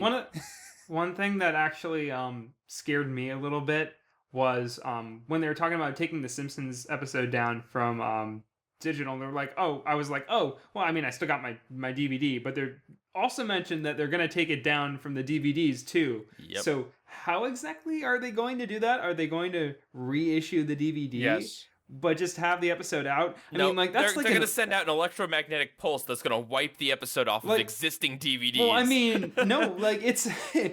well, that DVD is from, like, 2004. Like, can they actually go back and change that? No. Do they have all the means to? I mean, I've never seen that happen I believe it's before. out I of mean, print it'd be right now, interesting. and I think they are going to repackage it.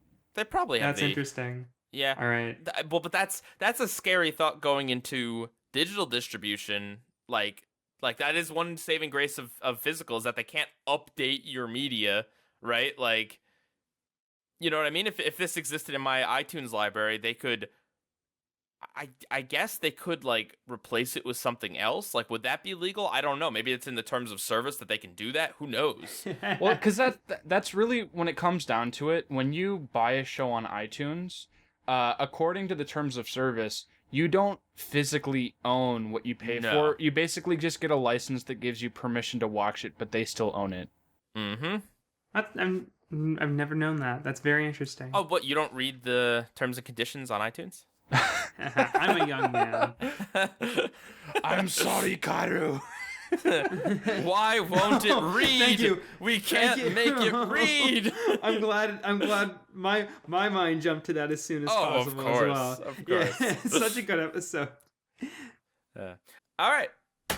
So, I think we need to get to something.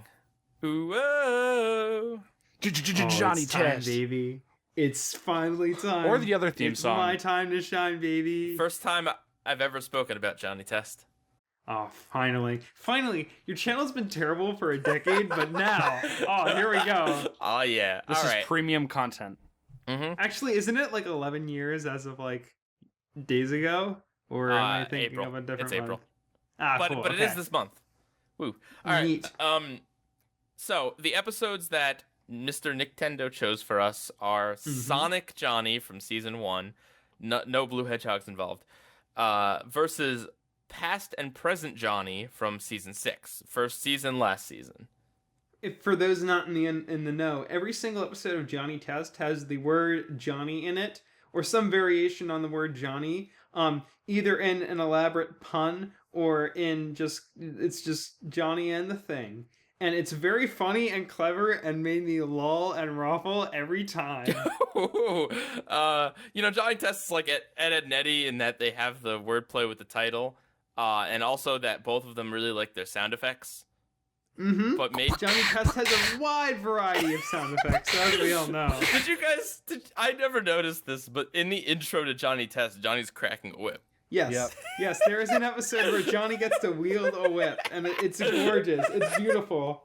This was before they actually went crazy with all the whip cracks. That happened around like season 4, I think. All right, so Sonic Johnny. Yes. All right, so let's start with the first episode, Sonic Johnny.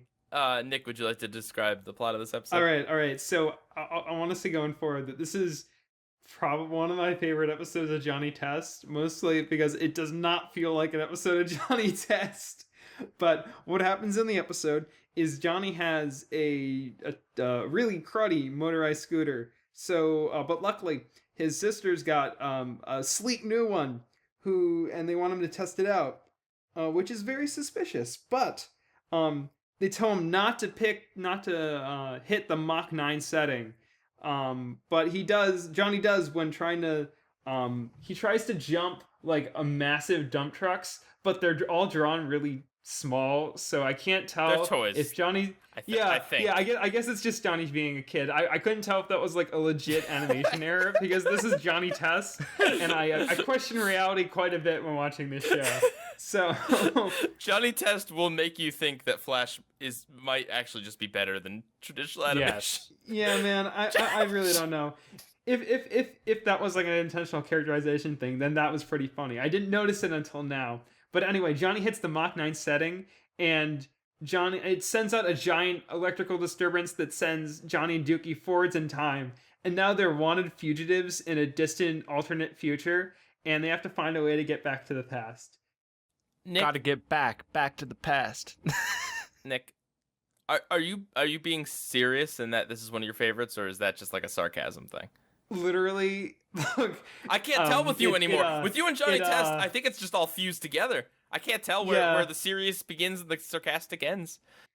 I'm gonna level with you. Like it honestly probably I like this one because it's just so strange. Like you don't see actual it has the bare minimum of what you could consider a conflict in an episode of Johnny Test, and it puts the characters in such a weird scenario. Well, like so you didn't really describe like the key part of the episode. Is that All right. essentially Johnny just winds up back forward in time, and when he goes in time, he like sets out a sonic boom that just like destroys everything, and therefore he's a wanted criminal in the future because the one cop saw him do this, and then Johnny Test and his ugly dog. Right, that's an important part.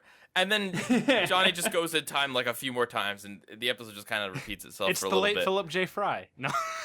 Oh, how dare you! Wait a second, I never made that comparison. They can only go forward in time. No, you know what this episode is? It's Speed Demon from the Powerpuff Girls, but like way worse, Yeah. like a million times worse. Not a million times. All right. You gotta be a little more generous. Controversial statement, dude. Johnny Test is really bad. Like I went into this thinking like, I watched the first season as a kid. Like I didn't recall it being too bad. Like I thought it was only as bad as it was just because it was over aired. But like, God, this show is awful. Who made this? Go back to making Ned's Declassified. Yeah. It's the same guy, Well, right? Yeah, Scott Follows. it was the same guy. I want to point out this episode specifically was written by. I did a double take when I saw yeah, his this name. guy. No. It was written by Cynthia True, who was the creator of the Mighty Bee. I There saw was another name in the credits. Oh, there's some other names involved with season 1 of Johnny Who Test. probably worked on Speed Demons as well. Yeah. Uh, Well, I mean, it did. I will say, there's definitely a different feel to season 1 of Johnny Test that I like. Mostly just because it tries to be a little. I don't know. It feels a lot less cluttered, and there's actual music they composed for the episodes, and not like sound effects that are layered and music cues that are repeated over and over and over again. But this what another I don't know. Look, Sonic Johnny is probably not a very okay. Like I can tell it's not a very good episode. It's not. But I just like how like it's so strange. Like Johnny's sisters deliberately give him this invention so that will send him further in time. well, they don't know. They don't know it'll send him future in time. No, they just want him to test it. Johnny test it. No. Whoa. They say that they regret doing it because they knew it was a trick. They Johnny, knew he was going to do hit not the Mach press 9 this setting. button. Yeah. You shut your mouth. We can't handle that crossover. Dude, that's too much. That's too much, man. Planet Johnny.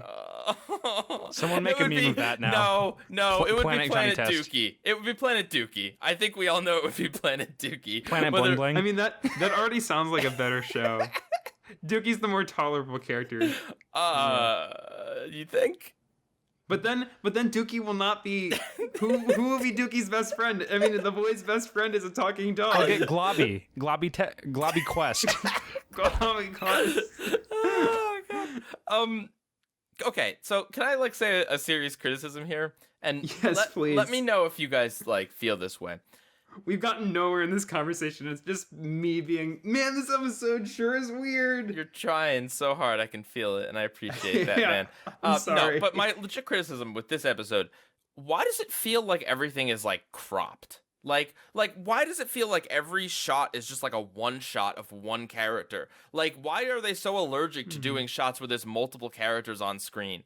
Or like it'll be just like Johnny and Dookie, and like it's just a close up on them. Low budget. Like, no, but like seriously, the show in this episode at least, and I don't know, maybe like is it like did they actually crop it? Like it's in 4:3 on Netflix, like it's in the original aspect ratio, but it looks Well, like it.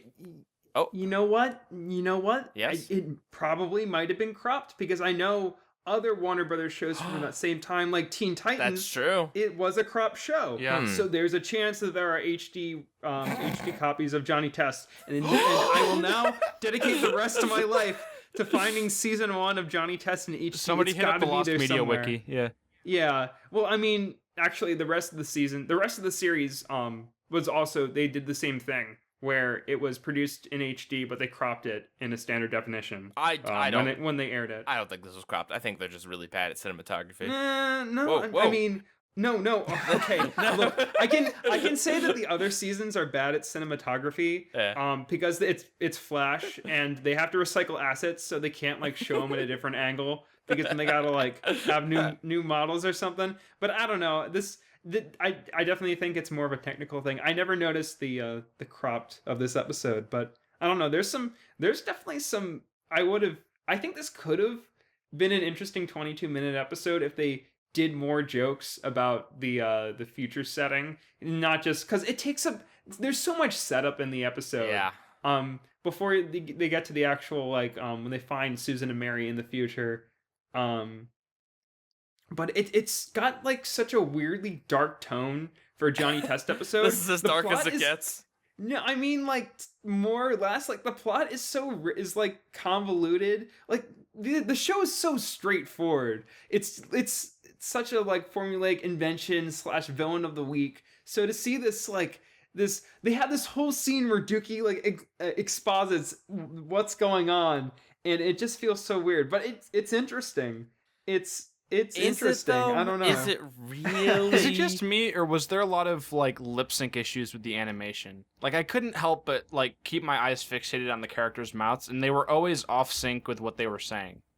Yeah, I just the animation in general is just like, why does the Flash look better than this? I don't think. Yeah. Really? I think it does. I don't think so. I mean, this looks so ugly. Like it's so. The outlines I mean, look a little thinner. I don't know. It just looks like things aren't like the background characters and just. Oh, I think the background characters in this are better than they are in the other episode. Well, okay, Oh, okay, yeah, that's for sure. That's fair. That's fair. That is true. I'm not comparing it yet. I'm just saying that in general, like, I don't know. I just feel like this is really, really bad animation. It took some liberties. Like I saw a couple Dutch angles. You know, like they did a couple things with the cinematography. Nothing spectacular, obviously, but there's some decent visual gags in this one. There's one scene where they cut to like a bowling alley right when Johnny is tumbling down to have that sound effect, and then they show it on the TV. It sounds funnier than it actually is than I'm describing it. I don't know. There are some pretty cool angles, like the whole action sequence where they're on the jet. oh, getting chased. Yeah, they're getting chased by the police in like this weird space neighborhood. That's a pretty cool sequence. What'd you guys I think. think about the realistic person finder? Like the device that allows you to find anybody. Johnny Test predicted the future. I mean, the writing on this show is just beautiful. I love the joke where this like they called Dookie Johnny's ugly dog, and he said, "I'm not ugly," and it was so funny. They repeated it 7 times. He's not that ugly. He's not that ugly. I will admit that's the one place I laughed is the first time they call him Johnny and his ugly dog. That's it. That's all this got out of me. You also notice too, because this is early on in the show, I feel like oh god, his name always slips me. I think his name is James Arnold Taylor. Gil? Yeah, the that's voice actor for Johnny. Oh. The voice sounds a little bit different. It almost kind of reminded me of Beast Boy a little bit. No, I like it because he's not screaming all his lines, Yeah. which is what he does later on. It's actually subdued, and it's such a better performance. It's probably voice direction. Like 99% of the time when a voice actor just sounds off, it's voice direction. Oh yeah. And like the dude's a talented voice actor. Yeah, he Like, does a lot of just stuff. generally speaking. So like all the cast of Johnny Test is pretty good. It's just they were directed to be really loud and over the top, especially later on. So I forgot that in the intro of Johnny Test at the very end, like his sisters have like a look and then they flip a switch, and like that's like no, I know I'm going like micro scale on this, but just like that's like exactly what happens in the Dexter's Lab intro with Dee Dee. Oh yeah, you're Like right. that's like exactly. I know this show has been compared to Dexter's Lab a lot, and like not wrongfully. Here's the thing. I feel like when I'm watching Johnny Test, which this is the first time I've done in like probably 15 years. What a shame. Yeah, it's a shame I had to watch it today. I agree. Aw.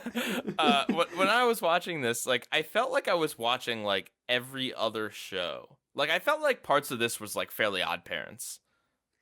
Well, Scott Fellows was the head writer on the Fairly Odd Parents, so I mean, something about a time traveling scooter. I don't, you know. Yeah. Apocalyptic future. Good point. And in the other episode where he goes back and messes with his dad. I mean, obviously it's a Back to the Future reference. Both of those episodes. Both of those episodes are lifted from that same Fairly Odd, like season 1 Fairly Odd Parents episode. Father Time. I think that's what it's called. I mean, it's got the classic. This is where my trophy would be if I had one. If I had Dinkelberg.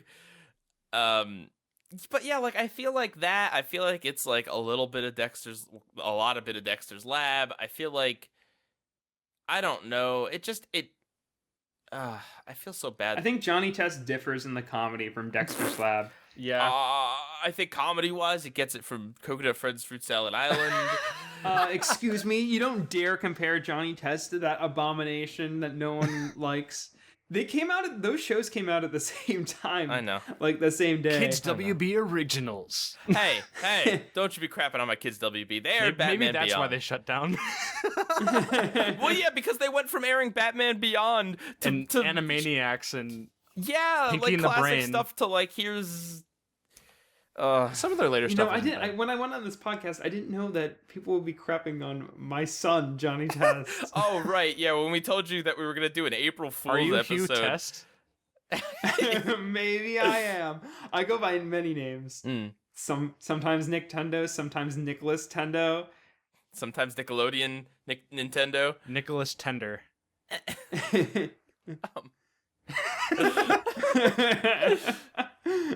Anyway, Johnny Test is a great show. Go on. I don't have anything else to say about Sonic Johnny. Yeah. There were no blue hedgehogs once again. That's disappointing. That's not why I chose this episode. I just thought it was weird. I found it a little bit odd. Like I felt like there was a little bit of a shift tone. Shift in tone. Yeah. There's a couple of season 1 episodes of Johnny Test that I like just because they're so strange. Like, yeah, like you've said, what they've done is definitely been done in other shows and done better in other shows. But it's just something you wouldn't expect from something that starts from such a simple place. Like, there's another episode called I think it's about Johnny shrinking things. So Incredible it's like he's got too Johnny. many. I think I'm that's gonna what go ahead and take a know. random guess at the name. No, that's probably it. Just off the top of my head, I don't know the title. But anyway, so it's like Johnny has too many toys around the house. So he uses his sister's invention to shrink them. But then he accidentally shrinks himself. And him and Dookie are sent to a pocket dimension. I remember that episode. It's exactly the same as their own dimension, except everything is better. But they upset the balance of their dimension. I probably should have picked this episode, because there's another season 6 episode where the characters get tiny, but it's a lot more boring. And it's also about giant shrinking toys. This show, Johnny Test kind of ran out of ideas. They made like because like crap ton all of of their later episodes are just satires of things that already exist. Well, let's put it this way. Excuse me, the Johnny Mon episode was completely original. I don't know what you guys were talking about, but there was some really creative ideas in that one. Let's put it this way. I'm sorry, both Johnny Mon episodes. Johnny X already has a sequel episode in season 1.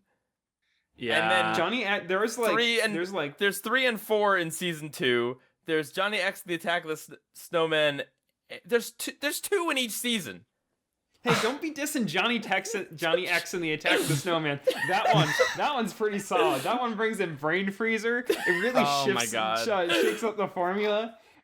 There's a great joke about how hot the boy next door Gil is. Like That's his in every abs are episode. so hot. That's in every really? episode. Yeah. No. There's a stupid joke in that episode where they save the day because his abs are so hot that they burn all the snow. Johnny Test eventually gets to a point where they have like an entire league of superheroes that are or of supervillains that are just parodies of other supervillains. my favorite one of my favorite things that shows how desperate Johnny Test got in his later seasons is because they have all these supervillains they cycle in and out, and they introduce the Johnny Stopping Evil Force 5, which is a great name. Yeah. But also They have the freeze guy. They have the Darth Vader guy. They have the cat. So there's one episode where Johnny goes on a road trip and the Johnny Stopping Evil Force 5 tries to stop him. But there's only 4 members in the Johnny Stopping Evil Force 5 and they didn't bother changing the name. I know that we joked about Planet Sheen earlier, but really, like, if you think about it, it's dumb characters surrounded by smart characters, and it's always the episodes are always like curiosity kills the cat, and they have to find themselves out of a really stupid situation. Did you guys know at the end of season 5 there's an episode called Johnny X ... again ? Parentheses JX9. It's very Johnny disappointing. I think XXX. that might have been a slip up. That might have been a slip up in the writers' room. They kind of just put what they were thinking on the script. Johnny X again. I'm sorry, that was pretty good. Oh wait, hang on. There's also another one called Johnny X Strikes Back Again. Isn't that like the end of season 4? That's the end of yeah. Another Listen, comparison, bad that times. hang on. I want to say that one's like okay. That one is like kind of a pretty good series finale kind of episode. Now, because I want to bring up this great point. You know, there's the classic joke with the secret agents of Mr. Black and Mr. White, where they're always like, "Oh, we're going to Fiji." You guys remember that classic joke from Johnny Test, no, right? yeah, I don't. In that episode, they get to Fiji. Their character arc is fulfilled after 4 long and grueling seasons. Their arc is fulfilled. Wow, it's such a satisfying moment. It touched my heart, and it was beautiful. I would just like to let everyone in the audience know that listening to NICKtendo talk about Johnny Test is like 8,000 times more interesting than watching Johnny Test. So if you like get the urge to watch it because of what's Nick's saying right now, I really suggest you don't. It's really excuse me, I do not approve this message. Just ignore everything, Nick. No, I'm enjoying hearing you talk about Johnny Test, but no, like watching the episode was just like I wanted to disappear. I wanted to like go back in time and make myself never be born. Because it's Johnny Test. That was relatable. Not the intended. Yeah, so, it's pretty relatable. So I also hate it when my sisters give me a time traveling scooter, and it sends me forward in time. Did you guys know there's technically some Johnny Test lost media? There's an entire There's an entire 7th season that was announced with 13 episodes and a 3-part special, but it was never produced. Maybe all those scripts are head towards the web, to YouTube. Yeah, maybe. That would actually be pretty cool. But I think the reboot, or we should actually probably talk about the reboot they're doing. We talked about that a few weeks ago. We can move on to. I think it's just going to be a web only thing that's pretty underwhelming and doesn't really have any. Lots of motion tweening. Oh, Johnny yes. Test underwhelming? What? I don't. Yeah, exactly. How would this show be underwhelming? Yeah, I want to see them try even less. That's great. Okay, so we're gonna move on to Past and Present Johnny from season 6. The plot of this one is that correct me if I'm wrong, Nick, but they at some point in the series they get this like playhouse, like this dollhouse thing. It's the Turbo Time Tea House Time Machine, or something. Yeah, no, that's in like that's from season 1. That happens earlier. Yeah. So I guess that's in season 1 episode. I'm on the Wikipedia page. 5A, Johnny and the Ice Pigs. So wait, they had it before Johnny went to the future? Why couldn't they just use that? No, I think. Wait a second. Is that the episode where all the pigs are farting? That's a different episode. Oh. That's a different time travel episode. What's wrong with this show? You're getting that they mixed have to up create with the methane time, to get you're energy getting it to mixed time up with travel the time back. travel episode, the other time travel episode that parodies Back to the Future. Yeah, there's another. Wait a minute, isn't there another one that's like the episode of Philly Odd Parents where he goes back in time and like messes with all the presidents, but like he goes back in time and messes with Vikings or something? Or is that another I don't know. episode? Maybe. Look, there's so many episodes of Johnny Test. Even an aficionado like me gets confused sometimes. Oh, you haven't marathon the series recently? That's what I did last year. Oh my god. Dude, I can't even remember. Literally. I watched these episodes like 20 minutes ago and I can't even remember like what happened in them. I can't imagine watching like 5 episodes at a time. Ugh. Anyway, okay, so the past and present Johnny, he goes in the time machine dollhouse to go back in time because he wants to make his dad not choke at a video game competition so his dad will want to play video games with him. They go back in time, they help him out, and they go back to the future. And it turns out their mom married Biff, and everyone's all dweeby, and then they go back in the past and fix it. Well, the reason why they go back at first is because Johnny is selfish and he's like, I want to win the tournament. That's not why they go back in time, is it? Well, no. They go it's back not. so he can what play are you video games talking with his about? dad. No. I'm talking about why the future was changed. Okay. Right. Well, okay. All right. I'm gonna say I liked this episode a little better than the first one, Nick. Okay. All right. I like this episode for the stupidest of reasons, and it's partially because I was marathoning Johnny Test, and this one stuck out because of the music. The 80s music. So when you're watching Johnny Test, especially seasons like 2 through 6, as you do, Right. as many people have. It's watched on Johnny Netflix. Test. You can do it Yeah. if you hate yourself. I mean, if you feel like it. Anywho, when you feel like committing that sin, Forgive me, Father, for I have sinned. I have seen Johnny. Anywho, when you feel like doing that, you'll notice that they wrote about a dozen different music cues, and I'm not talking about like full songs. I'm talking about like 30-second background tracks that you hear over and over and over. So it's like Johnny's got an idea. You hear this, you hear the song. Oh, the villain's here. You hear that song. It gets old so fast. It's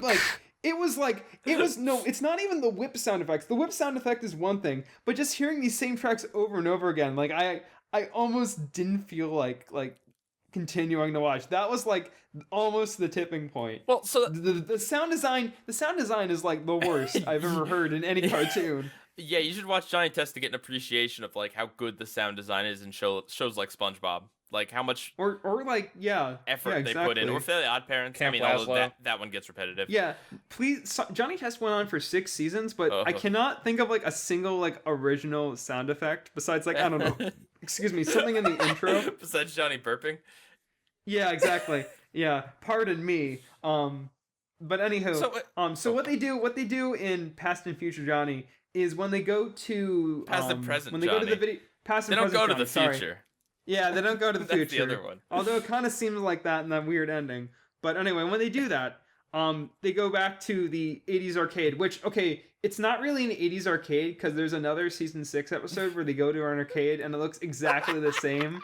So it's like they recycled the background. That's Johnny on the Clock, season 6, episode 1A. This is like an arena. Yeah, well, no, they kind of like it's the same arcade like background, but anyway, they have like an 80s montage with the music, like an 80s like montage music, and it's not memorable. It's not like a good 80s parody song, but it's not the same music cues I heard over and over again, and that is like the entire reason why I picked this episode. Also because it was like on the same level as it was the same theme as Sonic Johnny. Yeah. Okay. So I think.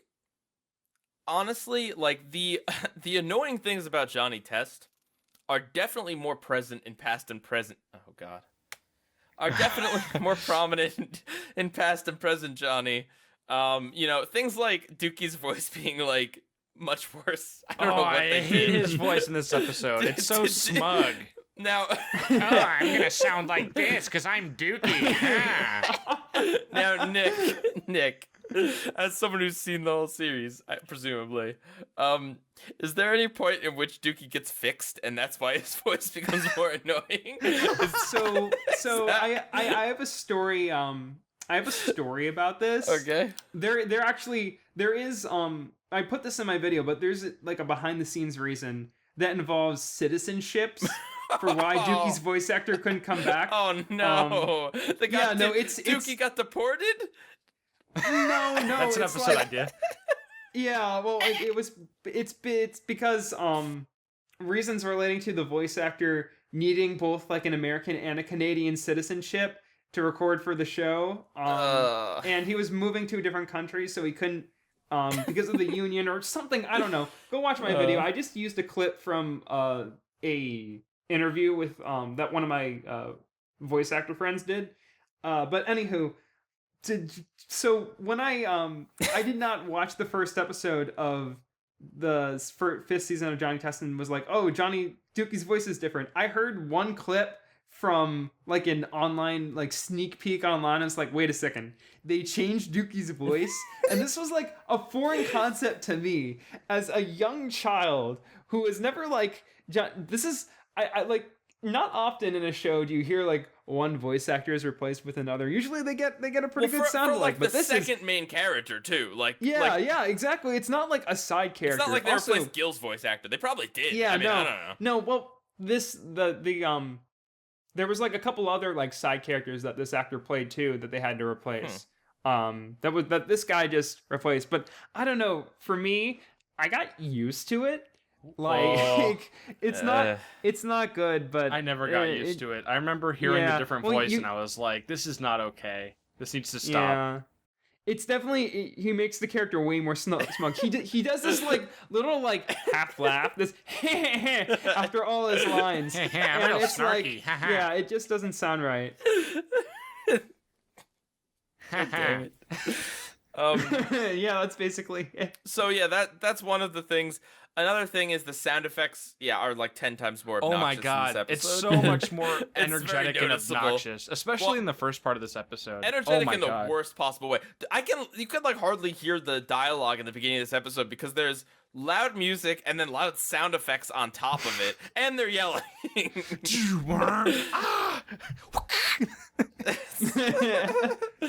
Oh my god. Also, when they moved to Flash, they made like the dots on Johnny's dad's face bigger, and it's like what are those supposed to be?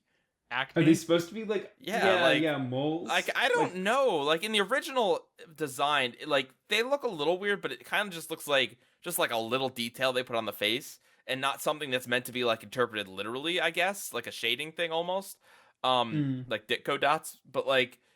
Here, it's just, it's like, yeah, what's wrong with your face? Like, yeah, that's a minor thing to complain weird about. Faces. Let's talk about the background characters. Oh god, they look like Fairly Odd Parents rejects. Oh my god, so bad. All the characters that were in the stands, they look absolutely abysmal. Yeah, they should have been like just like darkened out. You know what I mean? They should have been like a silhouette ground. Even some of the like the characters too, like the referee for the game. Are you expecting any stylistic like art from Johnny Test? No, they're gonna draw those background characters. Actually, they're going to take those background characters from different episodes, put them in 80s attire, and just call them new designs. Like, I feel like they don't have like a dedicated character designer, or if they do, like they needed to fire him because they're all like polygons and they look so bad. Oh no! Well, they're all fired now. If it makes you feel any better, because the show's over. Yeah. Well, I mean, hey, it's getting rebooted, so who knows? Come back. I hope only the original voice actor for Dookie comes back, and he just makes the show himself. Did you guys notice that? So when they go back to like the alternate future where Bopper the bully married Johnny's mom. Is that his name? Yeah. Okay, so Bumper is Bumper. I thought his the name was son of Bopper. Bopper. Yeah. No. So the dad. Let me explain the timeline of Johnny Test. Very complicated. So, yes. Okay. Doc Brown Bopper, with the chalkboard right here. Yes. Okay. I'm not on face cam right now, so you can't see the giant chalkboard with all these different dots connected to different all the yarn pieces of Johnny Test deep lore. Anywho, so Bopper is the bully of Johnny's father, and his son Bumper is Johnny's bully. So there's I know they look exactly the same, had barely almost the same voice, but they are completely separate characters. Let me tell you that. It's normal for children to look exactly like their parent, right? Well, I mean, yeah, exactly. I guess if that's how genetics work. That's how genetics works. I guess if this is a parody of Back to the Future, they kind of do that. Yeah, I mean, Bopper does kind of look like the bully from Back to the Future, but he also kind of fits like that whole like Buford, like kind of that typical bullies look. But anyway, like when they go to the alternate timeline and like Susan and Mary are all ugly and stuff, like those are terrible designs. Also, I couldn't tell if they were supposed to be boys or like I couldn't tell what had happened to them. Either. I'm like, what? They look like they look dumb. Johnny's mom looked like a drug addict. Well, okay, Johnny's mom's design, like the sweatsuit and all, like that's a reference to Back to the Future. That's what Marty's mom ends up looking like when she's married to Biff.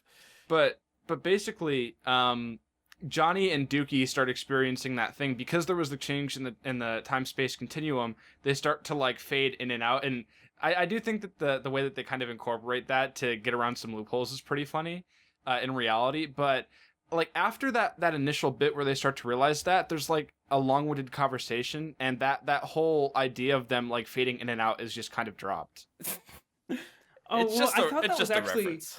Yeah, it's a reference, but I thought it was kind of a cool way for them to get into the house. Yeah. Like they use that reference as a bit of a plot device, but like an interesting plot device. One they had to exposit to a large extent, but still kind of cool. Yeah. So why I like this episode more than the other one, despite it being I don't like it. Like I don't like either of these episodes. I think Johnny Test really can just like please can the creator of Johnny Test come out and say like Johnny Test has caused more harm to the world than any other tragedy in the existence of humanity, and we have to just pull all the episodes. Super Noobs? we have to just ban all the episodes from existing in any form. That would be nice. Excuse me, what happened to separating art from the artist? No, I mean I separate it in that I don't blame him. He created Ned's Declassified, so I can't be too upset. And Big Time Rush. Yeah. Okay, now I'm upset again. No, no. The reason I like this episode a little more is because like story-wise, it's actually like not too bad. Like I think really the annoying thing is like all the Johnny Test isms. But in terms of the story, it's like okay, so it starts out with Johnny wanting to play, like realizing his dad played video games and wanting to play with him. No, I'm sorry. You have to say Johnny finds out that his dad was a gamer. No, that is the Johnny's line in the episode was, "Dad, I didn't know you were a gamer." Yeah, back in the early 1980s. All right, listen. So he wants to play with his dad, and I think that's like a noble thing. Like I think that's like a relatable, like, you know, your parents had a life before you. And then Johnny gets a hand cramp, and his dad helps him by doing the Konami code on his hand, which is that's a cool reference. A decent reference. Yeah, like it's not, you wouldn't expect it from Johnny Test at least. You would expect them to reference like, here, have a eat this mushroom in your face. Like that's what you'd expect from Johnny Test. That's what I'd expect. But anyway, he does that on his hand, and then him being able to fix the hand comes into play much later at the end of the episode when Johnny uses it to help his dad out. Win the competition. And so I feel like there is just this like natural progression to the story. It does like do an okay job of parodying Back to the Future. Like it kind of hits on like the key themes and motifs where it's like it's clearly a parody of Back to the Future. It's not like one of those things where you're like, are they parodying it? Is this just one reference? Like what are they doing here? I feel like this is just it is a competent story. It's just the designs are awful, the sound effects are awful, the dialogue is awful, Dookie's voice is awful, they're screaming all the time, and they never shut up, and they never slow down, and it's like, oh. Can we talk about the final shot of this episode? Yeah, another reference to Back to the Future. I know, but it's a just kind of a stylistic mess. So the final, Johnny, yeah. So okay, so what happens is Johnny goes, ends up back in the present day, and his dad likes video games, and Johnny's cool with it, and it's like Johnny's like, well, it looks like everything went back to normal, but then they pan out from his house in like a really terrible fade transition. Like it does not look good. It's just like fades to a completely different shot. The future, the present day is like completely different. It's wild and wacky, and all these crazy things are going on. And like literally, that's the best way to describe it, because it's just a bunch of random things floating on the screen for like 5 seconds. Yeah. Hey, what clip art do we have lying around that's royalty free? Yeah, exactly. Just drag a bunch of JPEGs onto it. Yeah. Big water slide, boom, put it in there. Also, I want to bring up, like, directly after the episode, the title, like, the end credit cards look absolutely awful. I know that's technically not a part of the episode, but just, like the sans serif, like, default Times New Roman font that they put on that ugly image. Oh my god, those credits are so ugly. They're so ugly. Gotta tear into every part of Johnny Test. Yeah. Hasn't he suffered enough? Look what they did to my boy. Just when you think it's over, you have to look at that. Another nice detail from this episode is Dookie's t-shirt usually says not a dog, but it says not an 80s dog. Yep. Yeah. Oh, is that supposed to be a disguise? Yeah, it's his disguise. Wait, you didn't know about the classic not a dog t-shirt? An iconic part of Johnny Test's iconography. No, I mean, there seems to be many like recurring things on this show, for sake of laziness. I kind of regret not requesting that we do 2 of the racing episodes for this. There's a bunch of episodes of Johnny Test, like way too many episodes. They're just all the characters compete in a race, like a Mario Kart style race. And it's like all the different characters like just doing the same jokes, and all the racing episodes are exactly the same. It's literally wacky races, but Johnny Test. Yeah, it's all just wacky races. Not even a parody. It is one of those examples. It's not like this episode where it's just like, is it a parody? I don't really know. It's just like they stole the idea. So, what did you guys think of like these 2 episodes? Like, which did you guys like better? Because I've said how I felt. I like Sonic Johnny because it's weird. I'm not as big of a fan of Past and Present Johnny. Like as you said, if it wasn't an episode from Johnny Test and it was, I don't know, fleshed out a bit more. Yeah.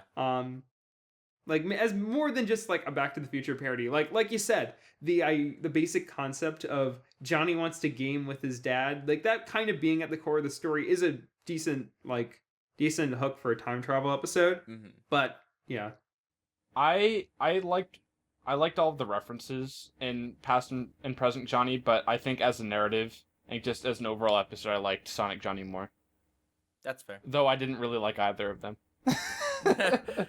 Nick?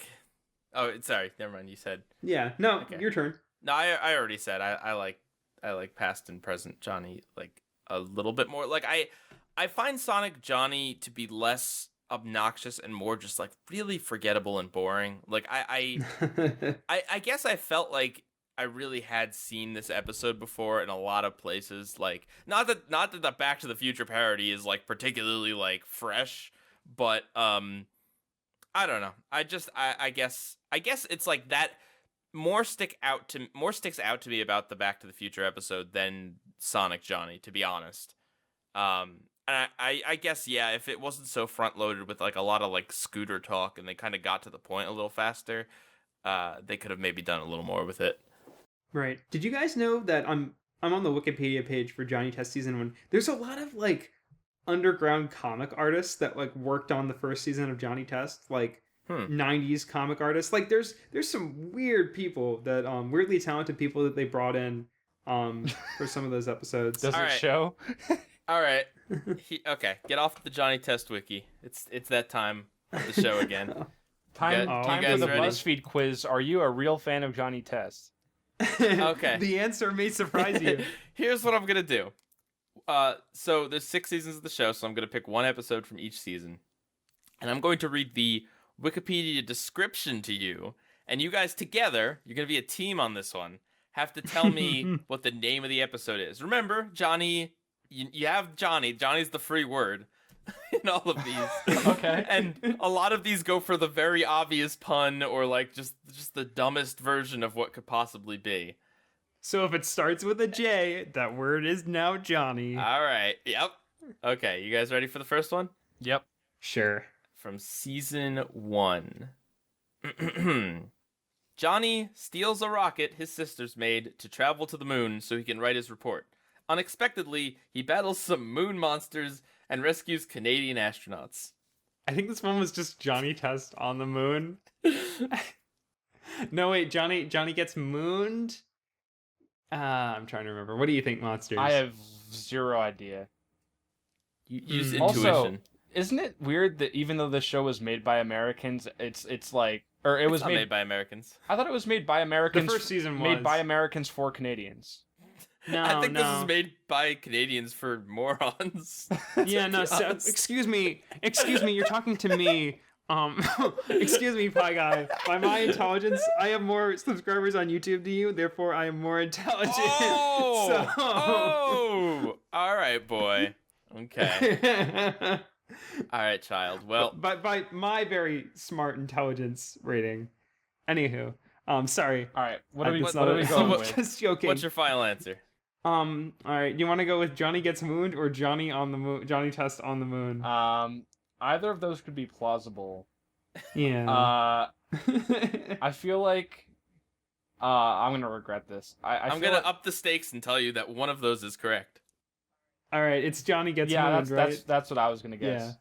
You guys are correct. It is Johnny Gets Of course, it goes with that. Ding ding, or should I say bling bling bling? Oh my God, we didn't mention the best character yet. Bling Bling Boy. We'll get the chance. Okay. Good. An accident in Eugene's lab. Eugene is Bling Bling Boy, by the way. Leaves- Just in case you didn't know. An accident in Eugene's lab leaves Johnny overweight like him. Johnny uses his weight to become a rapper and to get a video game that he wanted. However, karma is after him and ruins his experience. Oh, this is I remember this episode. I remember this episode. This is Fat Johnny, but fat with a PH, not an F. There's a difference, you know? Do you guys agree? Sure. Yes. Nick is right. It is Fat Johnny. I was also tempted to go with 101 Johnnies, also from that season. That's season 2? Yeah. All right. We're just going up? Yeah. On to season 3. Great. Classic season. Okay. For reference, Nick, there's a season 3 episode called Johnny Test in Outer Space. Oh, I almost got that mixed Yeah. up. That's the one that introduces Darth the Vegan. Oh, yep. Yeah. Because they gotta make fun of vegans, too. Ugh. All right. No one is spared on Johnny Test from Johnny Test's gripping satire. Ew, broccoli. Pretty much it. When a condemned hotel gets haunted by ghosts, Susan and Mary drag Johnny, Dookie, and Gil into the house to prove that ghosts are fake. So, in this totally original House concept, of Johnny's? it's called. Yeah, no, this is called Johnny Dookie Doo. Really? Final answer? Sure. This is from season 3. Yeah. Monsters is right. It's haunted No, it's Johnny Dookie Doo. You got it. It's a Scooby-Doo parody. Johnny Dookie Doo. Come on. Who makes this? Ugh. I want to know who's responsible. Is for these Johnny and names. Dookie like the Shaggy and Scooby duo? I guess. Yes. Yeah. Yes. Pie Guy goes on vacation to Canada, goes up to the Teletoon office. Who is responsible for this? Why? This abomination. Susan and Mary, this is from season 4. Susan and Mary switch Johnny and Hugh's brains. After the two make a bet that involves taking on each other's lives. Oh God! I'll read that again because I laughed. Susan and Mary switch Johnny and Hugh's brains after the two make a bet that involves taking on each other's lives. You guys are 3 for 3.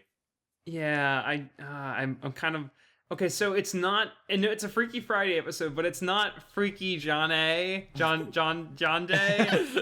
not that. It probably would be Freaky Johnny Day. That's not it. It's like Johnny Johnny's it's The Johnny complex. I think it's Johnny's Daddy Day. That'll be a different episode. No, that's from season 5. All right, yeah, guys. yeah. Oh man, I'm blanking on this. Johnny has Johnny- daddy issues. that's pretty good. I mean, That sounds like almost like a Family Guy name.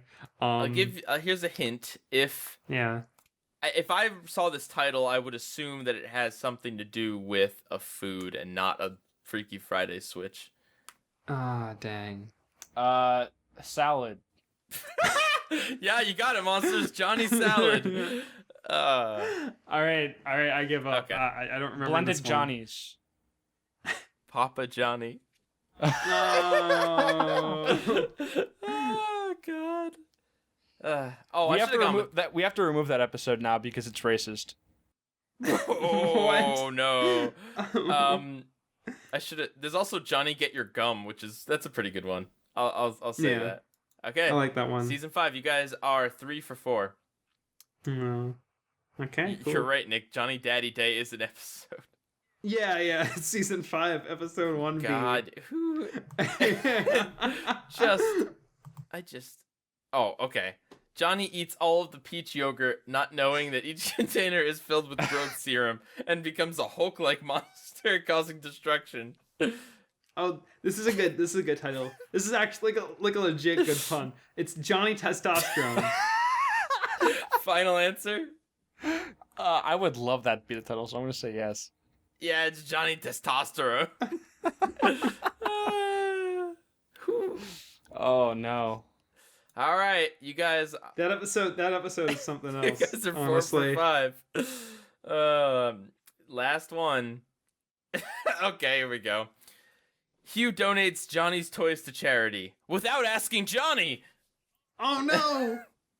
That's your description. Toys for Johnny. This is Johnny Claus? This is such a stupid. This is a stupid title. Oh, I should have let you guarantee guess more monsters. I know what it is. It's Johnny's junky trunk. That could mean a multitude of things. Monsters, Yes, exactly. What do you think? Is that correct? He sounds confident, so I'm gonna tag along. All right, Johnny's junky trunk is correct. Oh, no. Boy. Also from this season is Johnny Goes Gaming. He's a real Oh my gamer. god! No, we should have done that episode. That's the Minecraft parody episode. That's the what parody? The Minecraft parody episode. Oh my god. Well, They play like Tunnelcraft or something. at least they beat Adventure Time. Tunnelcraft is I think that's Simpsons parody. The Simpsons. Yeah. They Yeah. beat the Simpsons, Rick and Morty, and there was another show that did Minecraft references like 2 years ago. Adventure Time. Yeah, Adventure Time. They beat all 3 of those out at least. Well, that's I really never want to watch this show again. All right, so next time I'm on, we will be talking about Johnny Test again when it gets a theatrical live action adaptation. Yeah, this show is now called The Retest. Every episode, there's how many episodes of Johnny Test are there again? Too many. Well, they had a 100th episode in the 6th season, so a little over that. All right, so reminder, next week we will legitimately be doing A Tale of Two Stands from Gravity Falls, and Now We're Only Falling Apart from Steven Universe. We've got a pretty awesome guest lined up, and it'll... Oh, excuse me, am I not an awesome guest too? You are. We've got a new Aw, guest, is what thank I you. meant. You're... Wow, I can't wait. I will tune in for that. Yep, you've never spoken to him. So join us for that. I hope you guys enjoyed our little April Fool's Day thing. I kind of wish we didn't do this. I disagree. I had a lot of completely. fun. This was a wonderful experience. I'm glad. To all the girls out there, I'm glad you will never date me because I know all of the. I have so much Johnny Test knowledge. When It's embarrassing. NICKtendo gets married, he's gonna have a head of flaming hair and a turbocharged backpack. Who's to say that I already? You need to find a girl that also has flaming hair. Yeah, are you like genetically enhancing yourself to look like Gil? I mean, it's on my bucket list, man. Oh god. All right. Well, yeah. This was something. thanks for being on the show, Nick. Is there anything you want to plug? Thank you, Nick. Oh, I don't know if I'll have it out by the time I'm doing this, but I have a Johnny Test April Fool's video in the works. Not like a legit, actual serious video concerning the recent Johnny Test reboot news. That got me thinking about some ways that I would make a Johnny Test reboot. So look forward to that, or check it out if it's already out. And I don't know. I have another. If you, I think I'll just show my Johnny Test video. That's one of the ones I'm most proud of. That's what I did just about a year ago, and it probably took the most out of me of all the videos. I believe that. I can So relate. Yeah. when's every episode of Johnny Test season 1 coming? Oh man. As soon as I finish every episode of Mr. Meaty. I'll join you in that endeavor. All right, bye guys. Pieguy rules out. NICKtendo also out. My best friend is a talking dog.